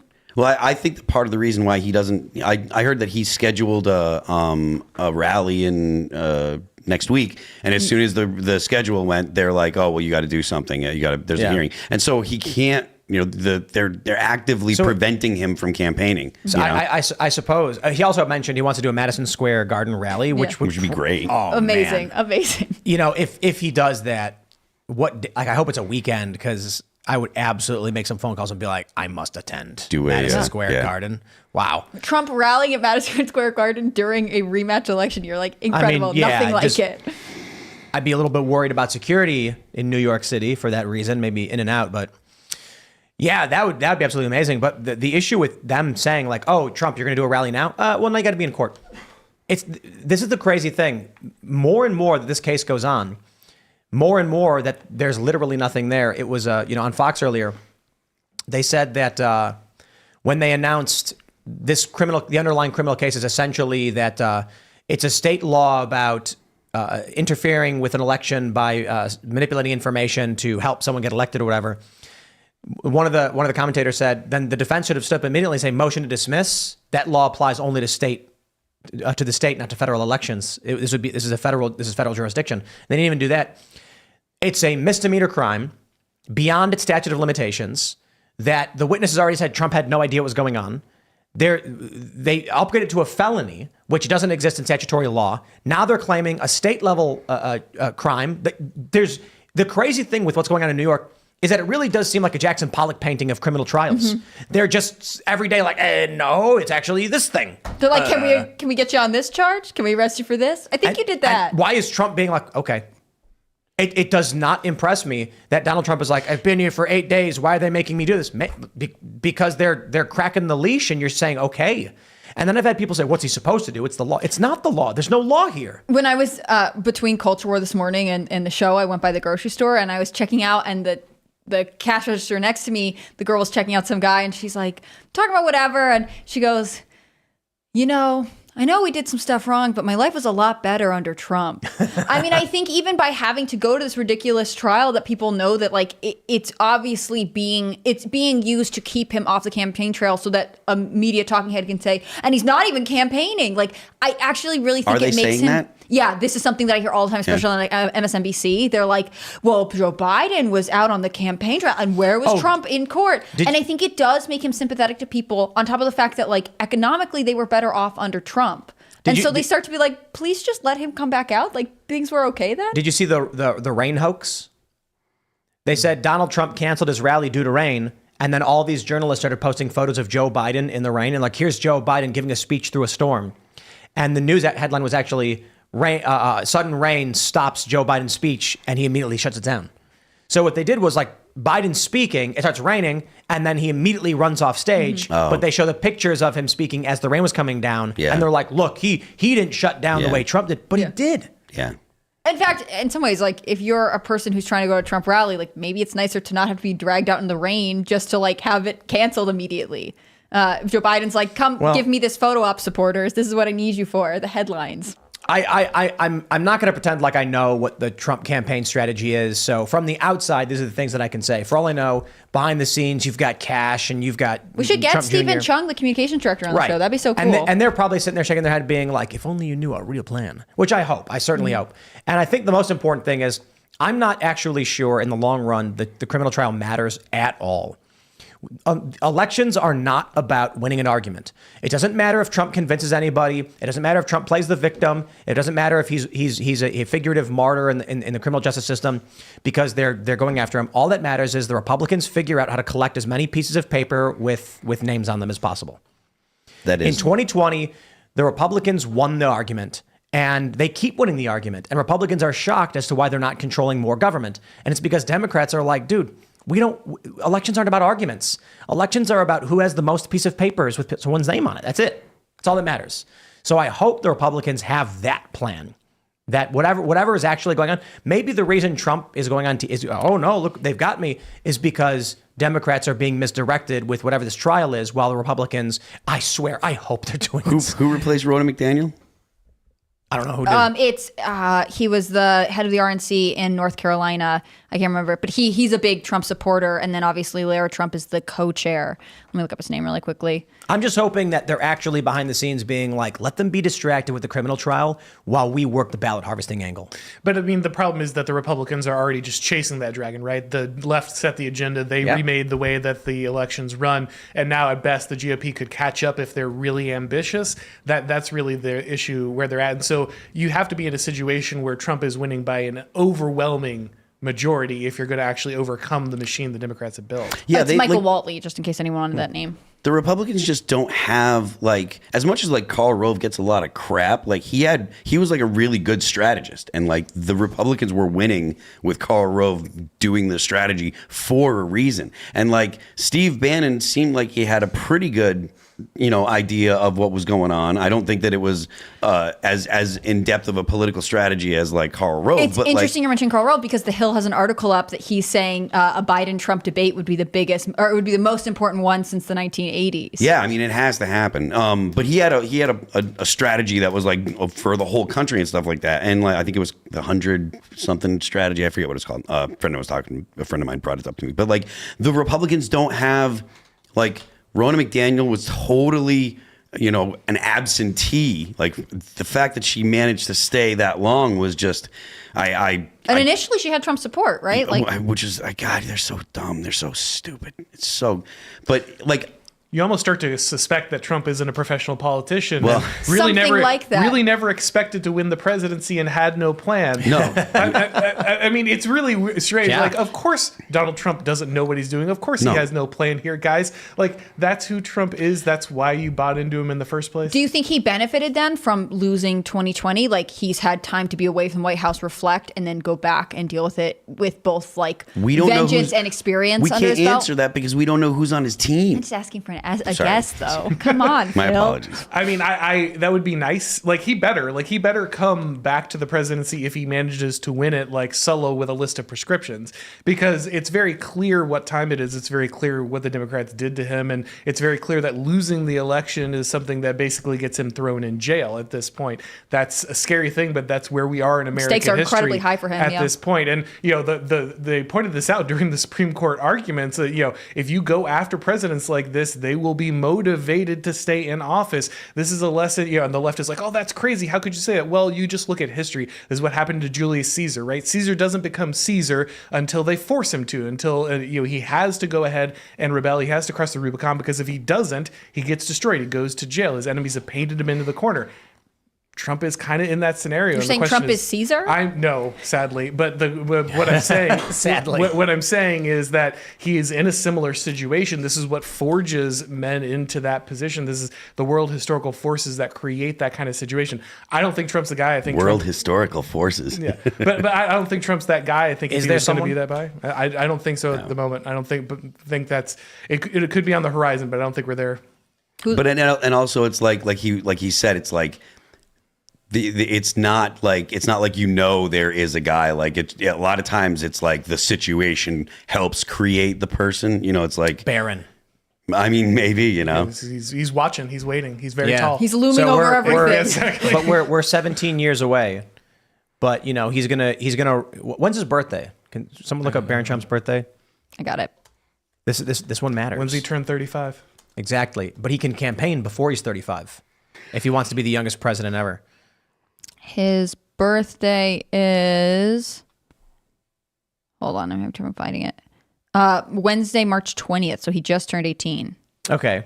So it's not going to be what I have to check the presidential cycle, but so I don't know. He'd probably have to be like 36 or something.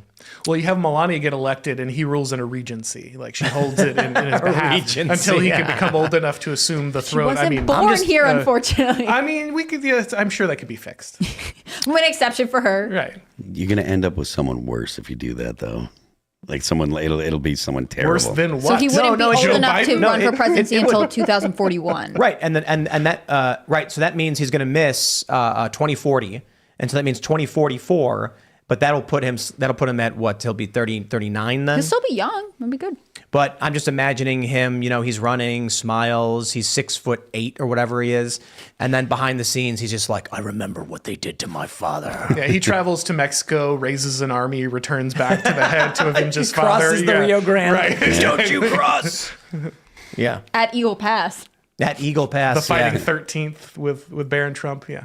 Look, Yeah. it'd be great. And then after he loses, he crawls into his time machine and comes back to the 80s, where he assumes the identity Steve Bannon and begins working towards helping his father win. Deep lore. Deep lore. Deep lore. That is my favorite fake conspiracy theory that Steve Bannon is Barron Trump from the future? Oh man, he's got much shorter. When you come back, you get shorter. Is that what happens? Well, this was the plot Well, of when you Bodies. get older, you shrink.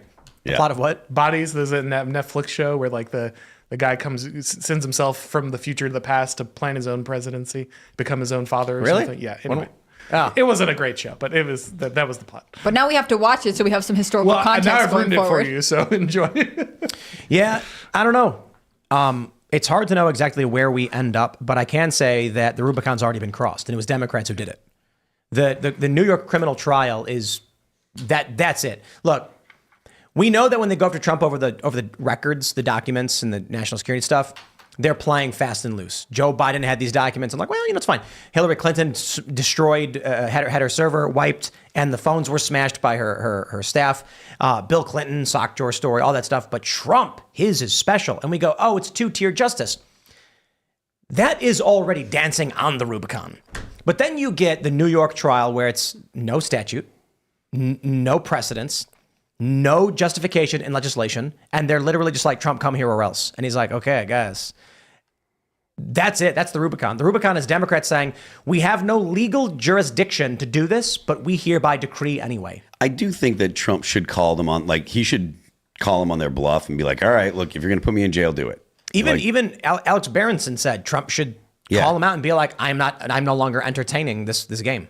Yeah, he straight up should, because I mean, the amount of press that's going to get, and I really it seems to be that the American people are not super pumped about the way Trump's being treated. Even people that don't really, like Trump are like, hey, this is kind of, off. So it seems like it'll only make people more, or make more people sympathetic. Well, and all I could think, hypothetically, maybe by going to the trial or doing any of this stuff is an attempt to win people who are on the fence, maybe a moderate voter who's like, well, I heard Trump was crazy and he's not going to do whatever and he's going to abuse the system. And in this way, he is being abused by the system. He is not the one resisting, which could make him sort of less threatening to people who have always heard Orange Man bad. But maybe I don't know. There's a really funny tweet where it's that Emory professor getting arrested. And she's like, I'm a professor. And the cop's like, put your hands behind your back. She's like, no. And she resists. But some lefty was like, we all complained that we thought Donald Trump would be the guy to do this to us, but it's the guy we voted for. Yeah. I'm like, well, there you go. And he's taking away TikTok. So how are you doing, Zoomers? Yeah, wow. Biden has just been real. Gen Z must be livid. I mean, is this going to secure it for Trump? In fact, Gen Z is going to go Republican because, well, no, not really. The Republicans are they're all on board with it. Maybe Gen Z just disenfranchises and says, we don't care for any of you guys.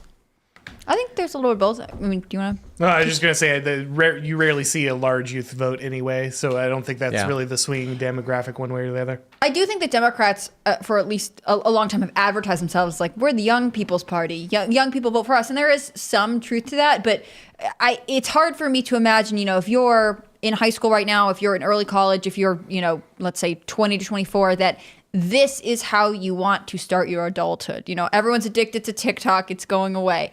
No one can buy a house. Everything is expensive. Maybe Joe Biden will cancel his student loan debt. Maybe not. It's like, this is not an inspiring person to rally around. He doesn't seem to be doing you any favors. So this is how you solve the young voter problem for the GOP, and this is also how you solve the college problem. You go ahead and seize the endowments of the colleges. You use the endowments to pay off the student loans. So you're doing student loan forgiveness, but you're not forcing the average person who didn't go to college and isn't voting Democrat to pay it off. You go ahead and get rid of any of the federal backing of this. You go ahead and make student loans bankruptable. And you go ahead and get rid of the disparate impact part of civil rights laws so that people can go ahead and hire people without a college degree. You can just go ahead and give them a simple aptitude test, and you don't have to get any of this insane credentialism that's tied to the left-wing machine. That way you're buying off the young vote. You're giving them a reason to go ahead and get out from under college debt. You're removing them from the slavery attached to these institutions, and you're defunding something that is destroying your culture simultaneously. I think those are great points. Seize the endowments. Seize them. That's why I was saying, if they're really going to pull federal funding from these universities, I'll just say, sure. If this is the issue that gets you there, I'm down. Shut them all down. It is hard to be like, I want this, but this is what motivated you guys. Come on, team. Can't you just see that this is a terrible system and that you have been subsidizing it for years and years and years? And they're like, no, not until we think it'll affect our foreign policy position and how we rate among voters. Man. The bad thing is if this is the thing that actually gets them to change and stuff, it's not actually the principle of the situation that's making them change. Right. It's outside pressure from lobbies and stuff like that. It's not that It's not that they saw the light and see what's wrong. I have bad news for you. Well, principal never changes their mind, and outside pressure don't lobbies don't. is always. It's like telling him Santa's not real. I know. No. Come on. Well, I mean, the point is, like, we all are going to either going to attempt to play by the same game, or it's going to break down. It's going to break down. And there's going to be, Yeah. well, I mean, first of all, I don't think that we should encourage a breakdown, because I think that's just ends in piles of dead bodies. And as much as you seem to think that it doesn't mean that there will be less intervention from international interests, I personally think that is not the case. And the reason I think that's not the case is because of the number of nuclear weapons we have. So I think that if there's a breakdown or a massive problem with the integrity of the United States federal government, I think that there's a significant likelihood that other countries get together and say, well, we need to secure the nuclear weapons. Whatever happens after that, I don't know. And I'm not saying that it's something I want, but I don't see the rest of the world saying it's okay for the United States to fall apart and we don't know who's going to be in charge of the nuclear weapons in Montana or whatever. You know, It happened to Russia. I'm not. Yeah, I mean, and also, but the U.S. was able to be the moderator. There is no U.S. without the U.S. So Russia has nuclear weapons, and if the U.S. crumbles, it would just be an inversion of what we saw with the collapse of the Soviet Union. Like I just said, it was okay because the U.S. and NATO managed the dissolution of the Soviet Union. Without someone like the U.S. to manage the dissolution of the United States, what happens is probably the UN gets together and decides that they're going to go ahead and send some kind of whatever to at least secure the military, the military assets, and that's, it'll probably be something that works in conjunction with the existing federal government or whatever. But it's a minefield of horrors. Is basically what I'm thinking. West Coast goes China, and East Coast and Northeast goes EU, NATO control. Yeah, I mean, my thing is, if all of these options are options that end up with piles and piles and piles of dead human beings. So I'm just trying to think of as long as there is still the opportunity to talk about ways to fix it or to avert that kind of thing, I'm at least going to discuss it. So I'm not that black-pilled yet. Let's go to Super Chats. If you haven't already, would you kindly smash that like button, subscribe to this channel, share the show with your friends, head over to timcast.com, click join us to become a member, because this show is made possible thanks in part to viewers like you. And I say that because it's an homage to old PBS, but the reality is this show is made possible because of viewers like you, because without members, there's no show. That membership principally funds everything. So please consider supporting our work if you like the show we do, and we'll read your Super Chats. Token Black Guy says, Clint, I'm coming for you. The gauntlet has been thrown and the challenge accepted. Clint Torres, who normally has the first Super Chat every night, says, if you're first, it's because I let you. And so now there's the challenge of who will be the first Super Chat. The race is on. Tim Jake says, prayers for the people of Lincoln and Omaha, Nebraska metro area. Multiple tornadoes this afternoon, several neighborhoods flattened. Absolutely, The videos man. were wild. Yeah, super Looked like brutal. a nightmare. I feel like Krasenstein was sharing a video game. What do you mean? The video that he was sharing a video of a tornado, and I swear to God, his was a video game. There were some massive, there were real ones that I know that were that I'm sure were real, that were a nightmare to look at as well. But You think that one was maybe I'm like, questionable man, in origin? Which Krasenstein? I'm not sure which one. There's two of them. There's one of them blocked me. I forget which one. Oh, so the one that didn't block Phil. Yeah, I mean that's, I don't know which one that's that is. worthless. You have a 50-50 shot. Yeah, I'd like Brian. I think Brian. Yeah, it's probably Brian because their profiles look the exact same. I don't know. Ed, does Ed still have the sunglasses? Oh wow, is that? I think. Yep, that looks like a video game. It looks like a video game, right? Yeah. Yo, is that real? That's crazy. I'm like, man, this is the same thing when people are like, oh, the Ghost of Kiev, and and the it's car's got Arma. Starlink on it. That's what it looks like. The car driving has a Starlink on it. Yeah. Wow, that's gnarly, man. So maybe it's not, but it looked like it fake. Anyways. Let's go. Soapy Enigma says, hit up at Soapy _Enigma on the Discord to join our non-woke game jam. We'll also help you learn how to make games. That sounds really good. And we have so to release cool. this game code that we have for the video game we are making. Because I'm like, we got to open, we have like a 80% done video game. And it's called Normie Quest. And we got really far in it, and then we kind of just development stopped. The game is you're a regular guy, construction worker on the top of a skyscraper. When you get word, like the story is, his phone goes, and he gets a notification of like, you know, something happens, and I won't give too much of the story, but a thing happens that triggers the left, and then he panics and runs to the edge of the building and sees just like 10 million Antifa. And then his phone goes again. He looks and it says, you know, Little Johnny's Little League game 2 p.m. And he's like, I can't miss it. And so the point of the game is to make your way down the skyscraper, which is varying levels of development, till you get to the end so that you can make it to your son's Little League game through these mass riots. Yeah. So the game is like just been sitting there mostly done. There's like weapons and stuff. Still needs a lot of work, but the original plan a year ago, I think, was like, hey, we're going to release the code to the Discord server to open source it, and they can just make the game. And then we didn't. So let's like put a note somewhere and not cool. forget, and we'll do that. Anyway. Dane. Well, it's not. I don't think it's Dane's job. He'll put the note down. There you go. Someone will put the note down. And then, so at Soapy_Enigma on the Discord. So you guys, if you want to join the Timcast members, join the Discord server, hang out with like-minded individuals, make video games, play video games, build culture. Robert De La Cruz says, FJB forever. Shout out to that construction worker. We all greatly enjoyed that. That was so funny. Yeah. Dylan Binkley says, my takeaway from today's Culture War episode, conservative women is an oxymoron. I do. That's true, but Well, maybe. that's why what people need to understand is that a lot of conservative women today, I'm not saying the prominent ones, the ones you know, I'm saying there are many conservative women who were feminists and liberal. And then when wokeness happened, they said, I'm not okay with that. And after 10 years of this, they're like, I'm also a conservative. And it's like, you're a liberal feminist, but because you agree with conservatives on a ton of issues pertaining to like Title IX and trans issues, you now think you are a conservative, and you're not. Yeah, it's interesting. It's like, can you actually leave feminism behind? Can you unwire your brain from that type of thinking? Because I do see that happen where women are now conservative, but also their immediate instinct is to tack towards feminism. Oh yeah, absolutely.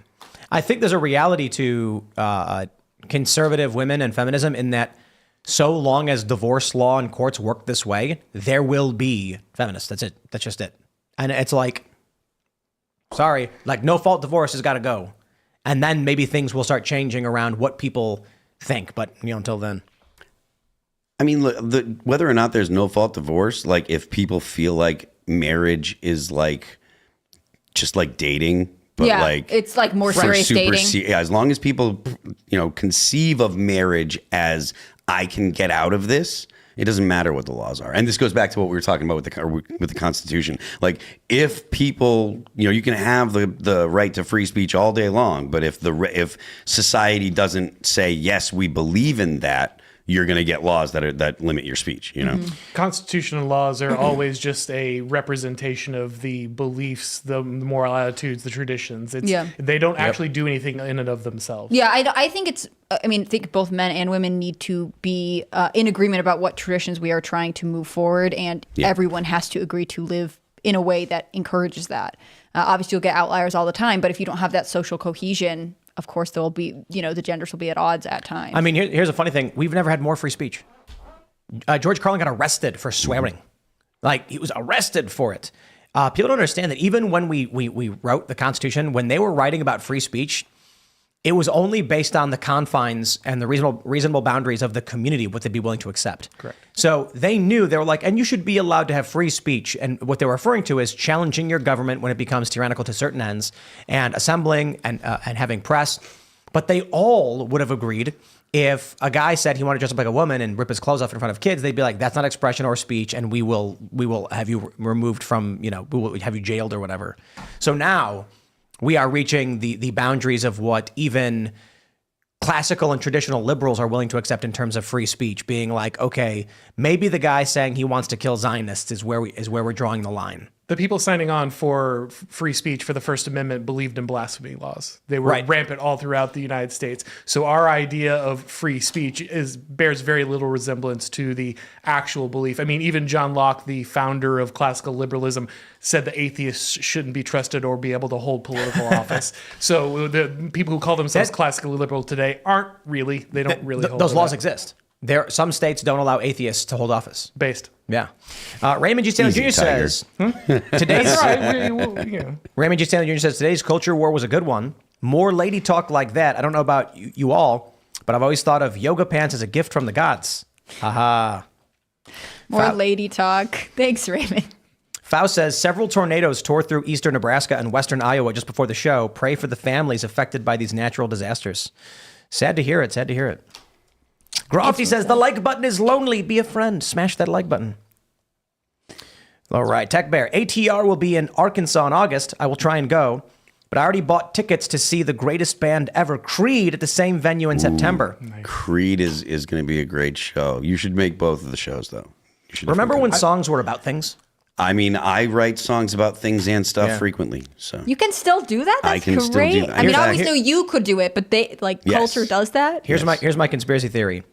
Because of John Lennon, the intelligence agencies were like, we can't let people build up influence in media with radio, TV, and music, and then subvert our agenda. So we should just control that. And then this turned music into it made it much more rigid. And then you end up with Diddy. You know what I mean? Well, I will say, all right, so in the 70s and 80s, after the 60s and the free love and stuff, the 70s and 80s music was definitely focused on partying, and the partying focus stopped conspicuously right around the same time the Soviet Union ended, and then everything got mopey and grungy after that. So, Yeah. you know, maybe the CIA was like, if everyone's doing cocaine and chasing each other around the parking lot, then they're not going to be commies. I, for one, support the resurgence of Creed. I think this is a Yes. great sign for the 100%. future of the nation. Only good things can come from this. I mean, look at the song Absolutely. with Arms Wide Open. Absolutely. He's singing a song about having a kid. Mm-hmm. Like, yeah, you know, music is so much influence. And turn on the top, you know, hits of today, and I'm just like, man, this is like, I got to be honest. I look at like some of the top Billboard stuff, and it's literally something you could AI generate with Suno.ai. Like we've made these fake joke songs. But if you go into this app and just put modern pop electronic, it will make you a top 10 Billboard chart topping song. The message has been completely stripped out of all of it. And to be fair, like even before John Lennon went full, you know, anti-Vietnam, a lot of the songs from the Beatles were vapid, meaningless pop nothing. Sure. You know, I want to hold your hand. Like, it's, Well, that was edgy back then, I guess. you know. Yeah. Now Sexy Red is edgy, but Yeah. Culture's falling apart. You know I what hate I love? this. I love too is I love what was that movie about the teenagers who wanted to go see Kiss play? Detroit Rock City was Yeah. that was? And it's like their parents are like they're Satanists. You can't support them. When I was little, I didn't actually know what Kiss was, and so when I saw them, the crazy looks and the tongue and all that stuff, I thought it was going to be like death. yeah. And then I heard it and I was like, oh, this is like upbeat, happy stuff. Yeah. And then I'm like, and then someone introduced me to Dimmu Borgir. Yeah. And I was like, oh, that's what I thought Kiss was going to be. Yeah. I But had a then similar you- experience because I feel like I somehow grew up under a rock. I don't even know if I listened to the radio until I was 13. Like, don't know what happened there. But Kiss, I always thought was like really intense and whatever else. When the first time I heard a Kiss song, I was like, they're false advertising. This doesn't seem right at all. Did they write I Want to Rock and Roll All Night? Was that them? Yes, that's Kiss, Yeah. So it's like glam rock, right? Well, yes, it was. They were definitely never a heavy band, and if your first introduction to Kiss was like 70s Kiss, like disco Kiss, you would be forgiven for being like, "Whoa, this is some crazy stuff." Because like I Was Made for Loving You is some disco Kiss, right? Like that's some disco sounding stuff. It's not very rock. But then in the 80s, they were very much they stayed with the time and they became like a glam metal band and stuff. But music these days is very much like a lot of these top songs are meaningless. And then the thing about Creed, which is like this resurgence that's come back, is their songs were very meaningful. Someone posted a meme. They said they took rock from us because rock had meaning. It had things behind it. And I'm like, Look, when grunge started popping off and Nirvana came around, like Nirvana was completely meaningless. Yeah. I mean, notoriously, it's funny because people will often write like, what did Kurt Cobain mean when he wrote this? And people are like, dude, if you know anything about the history, it's gibberish. Yeah. No. I knew a guy who worked with him when I went to Seattle. I met someone who had worked, an old drug addict guy. And he was like, Kurt famously would just sing gibberish before he got big. Mm-hmm. He would just jam out and sing good melodies and good songs, but with words that didn't mean anything. That's and how listen to Smells Like Teen Spirit. That's how I write. Like, first thing that I get is like, we'll go ahead and we'll figure out like how like we want the kind of syllables to land and how we want the melody to go. And we'll do like, and like just getting through the part. And then if there's stuff, like if there's a vowel sound that's there that we like and we want the sound at that point, we'll write the lyrics. And it's, That's so interesting, like writing around your vowels. Yeah, like and not only that, but how many syllables too. It's like, okay, we have 3 syllables right here and we have 5 syllables to spit here. And we have to say this idea, how do we do it? It's like a musical crossword puzzle. And so Kind of, yeah. a thesaurus is your best friend. Yes. Do you think that's because metal has the vocals have become percussive in a way that they aren't in some other genres? Not to say that the rhythm doesn't matter in other genres, but I don't think so, and the reason is because the stuff that I'm referring to now is melodic stuff. So not the barking, screaming stuff. The barking, screaming stuff is, I honestly, when we're doing the barking, screaming stuff, me and Josh are together. We're producing the record with Josh Wilbur. Me and him we listen to a lot of rap because the barking kind of like heavy stuff, because there's no melody in it. The cool thing to do is like match, or it's cool to match like rhymes inside of rhymes. And then, or have stuff reference other stuff. So we use a lot of rap, like Eminem stuff to inspire. Vosh says dog meat is a Malinois, not a German Shepherd. Oh God, I hate that. Don't know. It's not okay. It's my head canon stays the same. Gromic Riptide says, could I ask you to pray for my wife? She's a foreigner and has an interview on the 5th for a visitor visa. What are your thoughts? Why the government makes it easier for illegals than people who obey the law? Been trying to get her a permanent visa since 2020. I honestly have no idea. It makes no sense. You'd think if they were like, we want as many non-citizens here as possible, they'd let them come through the door too. Or they'd prefer that. Everything the government does seems like it is contrary to what is good for the country and to the existing society. What if like what happened was the president went through a mirror and like the negative version of the president stepped through, so now he's doing everything backwards, like Bizarro. I was going to say, yeah. Some of it is, it feels like we have a culture in society and therefore a government that rewards lawlessness and self-centeredness, right? Like if you show up here and you're here illegally and you don't even try to, apply or anything else, like you just decide you're going to cross the border, well, you're already here, so they have to deal with you, right? And so it sort of becomes easier to release you in the country, whereas it's much easier to say like, oh, we'll get you later, or no, you can't have your visa, to someone who is trying to follow the methods. And so it just becomes this system where law-abiding people are expected to deal with the brunt and the after effects of lawlessness or selfishness. So Todd B says, not defending her or saying dog deserves death, but she did also say the dog attacked and killed neighbors' chickens as well as biting people. Super don't care. Yeah, I feel like that's also her being a bad owner. That doesn't have anything to do with... Okay. When I lived in Florida, we had chickens and they got killed and I got mad. And so we were like, how did this happen? And so we got more chickens and they got killed. And I got really mad. And I'm like, they were in an enclosed area that was fenced off. A dog had dug under and we didn't notice the spot where the dog had dug under, killed them all, and then ripped their bodies to shreds. And so I set I didn't know it was a dog. I set a trap. I bought an animal trap and I was like, okay, whatever's doing this. And it was the guy, the next house over, who had a dog. And I caught the dog. And then we gave the dog back. And we said, please stop having your dog kill our chickens. We didn't demand the dog be harmed. I was like, it's a dog that killed chickens. What we did get was an airsoft gun. And then the next time I saw the dog, I just pop, pop, pop, pop, and he ran away and he never came back. I did not actually aim at the dog or anything. I just scared the him sound, with, yeah. And then he ran away and he never came back. And I was like, there you go. I'm not going to hurt a dog because dog did dog thing. Right, especially a hunting dog, which I don't know what she was hunting, but a lot of dogs are trained to help hunt birds. I feel like this dog might have been, within a logical bounds here with chickens. I can respect it wasn't as simple as she was like, I don't like this dog, I'm gonna kill it. And it was like it was biting people.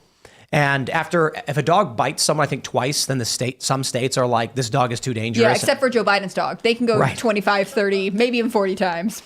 And they're There you go. still around. But again, I still think that speaks to like this environment might have been a bad fit for the dog. And your first reaction should probably have been rehoming, additional training, bringing in some sort of professional help. Being like, I just got frustrated and shot the dog is really not the answer here. All right. Red Muskrat says, libertarians are not your little purse puppies. Simply a temporary alliance because the Democrats went communist. We remember parental advisory stickers and what you do when you hold the power. We're talking about it right now in our circles. Know that. Yeah. But wasn't parental advisory... It was the left. It was Al Gore's wife. Yeah, it was Al Gore's wife. Yeah. Tipper Gore. There you go. Yeah. That wasn't right. Dave Mustaine wrote a song about it. So hopefully they're talking about that too in their circles. They're just libertarians. They want to be mad at us. It's true. That's all they're doing. They're just They're mad. the angsty teens of That's politics. libertarians, if they're not pissed off at you, then they don't know you exist. But this is why I like the Mises Caucus. Yeah. Because they're just like, they're libertarian in the logical sense, understanding you need borders. Like You shouldn't give guns to illegal immigrants. Right. That was wild. Who did that? What state was that? I forget which libertarians. They tweeted were like, it was like Louisiana or one of the ones that's just insane.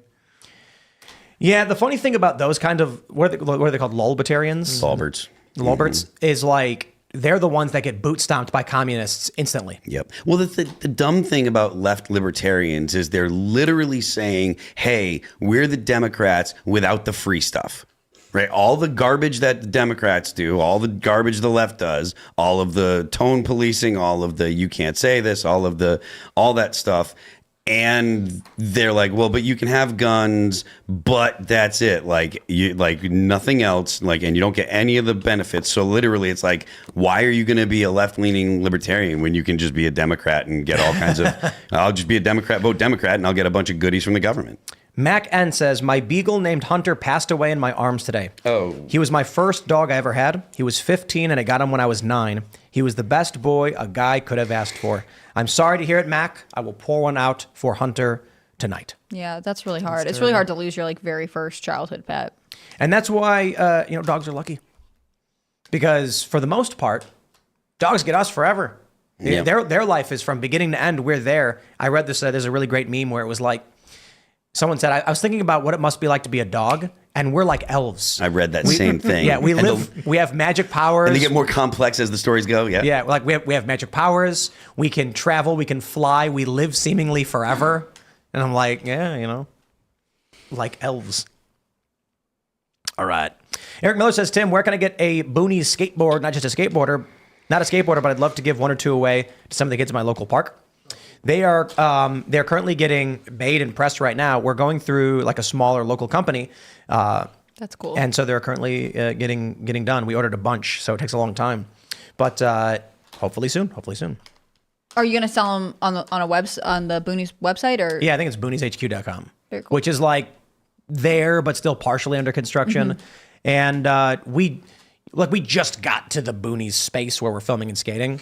And so we're not even fully ramped up yet. Like the crew isn't even, like the skaters aren't even ready full time. We haven't even whiteboarded out our plans. So it's relatively early. But the big news is, I love this. Some of the biggest names in skateboarding have been reaching out and wanting to get involved. And it's because skateboarding is seriously hurt right now. 55% of skateboarders are over the age of 30. That means the industry is collapsing. Wow. Because you always, people aren't having kids. Nobody goes outside. Yeah. Right. And so any industry needs to have the majority of their market being under a certain age, implying there is a future for your industry. But if majority of skateboarders are over 30, that means in 10 years when these people, so already 30-year-old skateboarders are buying less boards, buying less shoes. They're working more hours in other jobs. So their purchase of these products is going down. And you have less young people to buy product, which means the industry will start shrinking, which means less promotional video, which means less interest from other young people. It is a deflation. And if skateboarding doesn't turn this around and start inspiring more young people to be involved in the sport, which may change with the Olympics coming up in this year, which is going to be big, and then 2028 in LA will be huge, skateboarding could seriously drop off and the market could collapse. Like nobody's talking about the market of I don't even know what it's called. What's the thing where they throw the ice pucks? Curling? Oh, curling. Curling. Yeah. Like skateboarding is a massive cultural influence. Curling is not. Curling's cool. It's fun. Like be an Olympic curler or whatever. But like, there's no curling parks all over the country. Right. There are to a certain degree, but not like skate parks. So that's the big news. Once we announced the big investment and the plans, some of the biggest names in skateboarding were like, we're in. And I must tell you, my friends, I do believe with this effort, we are on the cusp of maybe one of the biggest culture war victories in that the size of skateboarding and the risk they're facing right now, and the fact that a lot of these older guys are very anti-woke, just scared, means that there's a tremendous opportunity in making the investment when some of the biggest pros start skating our park and produce segments with us and are riding our boards and all that stuff. The woke skateboarders will have literally nothing to say. They're going to go to a skate park and be like, yeah, well, pro skateboarders are dumb. And everyone's going to be like, who are you? Why are you hating on everything we're doing? Right now, they've got the pros. A lot of the older guys are terrified to speak out about the insanity. There are a lot of professional skateboarders who got boards simply for their identity and not for their skills. And so a lot of the people who made skateboarding an Olympic sport worldly are upset about this. I think we're potentially like 2 months away from a massive cultural shock to the system where we completely invert a massive industry. And I will say two things. AWH Distribution, one of the biggest skateboard distribution companies, is on public square. Wow. Flip Skateboards, one of the most famous skateboarding companies in the world, is on public square. And you've got Nitro Circus, skaters like Beaver Fleming, a pro who does double backflips, wearing his public square shirts. When I told some of these pros, they're like, I'm really worried about the politics. And I was like, oh, Flip is on public square. They went, what? And I'm like, Flip Skateboards. This is like Jeff Rowley. This is Tony Hawk Pro Skater like level stuff. This is one of the biggest companies have publicly declared their support for family values and free speech and all that stuff. That's wild. So and that's massive. So I'm really, really excited for that. All right, everybody. If you haven't already, would you kindly smash that like button, subscribe to this channel, share the show with your friends, head over to timcast.com, click join us, become a member to make the show keep happening, to support all of our cultural endeavors and our expansion and our efforts to build physical locations like the Casper location up in Martinsburg, West Virginia. If you like what we do, we are here, and timcast.com is where you can support us and join the Discord servers. Follow the show at Timcast on X. It's my personal X, but it will be important. And then rumble.com/Timcast IRL as well as this channel. Auron, do you want to shout anything out? Yeah, absolutely. Got the Total State coming out May 7th, so make sure to pick that up. And of course, got the YouTube channel, the podcast, Auron Macintyre Show. I am Phil That Remains on Twix. I am Phil That Remains Official on Instagram. The band is All That Remains. You can catch us on the Destroy All Enemies tour this summer with Megadeth, Mudvayne, and All That Remains. We're going to be on tour all over the U.S. Starts August 2nd, goes through September 28th. You can check out the band All That Remains on Instagram at All That Remains. You can check us out on YouTube, Spotify, Pandora, Apple Music, Amazon, Doozer or something like that. You know, the internet. And don't forget, the left lane is for crime. Hannah Claire. Well, it's been so fun being here. I'm so happy we finished the first full week in the new studio. It's been really cool to be in this space. I'm Hannah Claire Brimlow. I'm a writer for scnr.com. That's Scanner News. You can follow all of our work at Timcast News on Twitter and Instagram. I'm on Instagram at hannahclaire.b, and I'm on Twitter at HC Thank you guys so much for all the support. Bye, Serge. See you later, Hannah Claire. See you guys later. Have a good weekend. We'll be back Monday, but we got clips throughout the weekend. Thanks for hanging out. We'll see you all next time.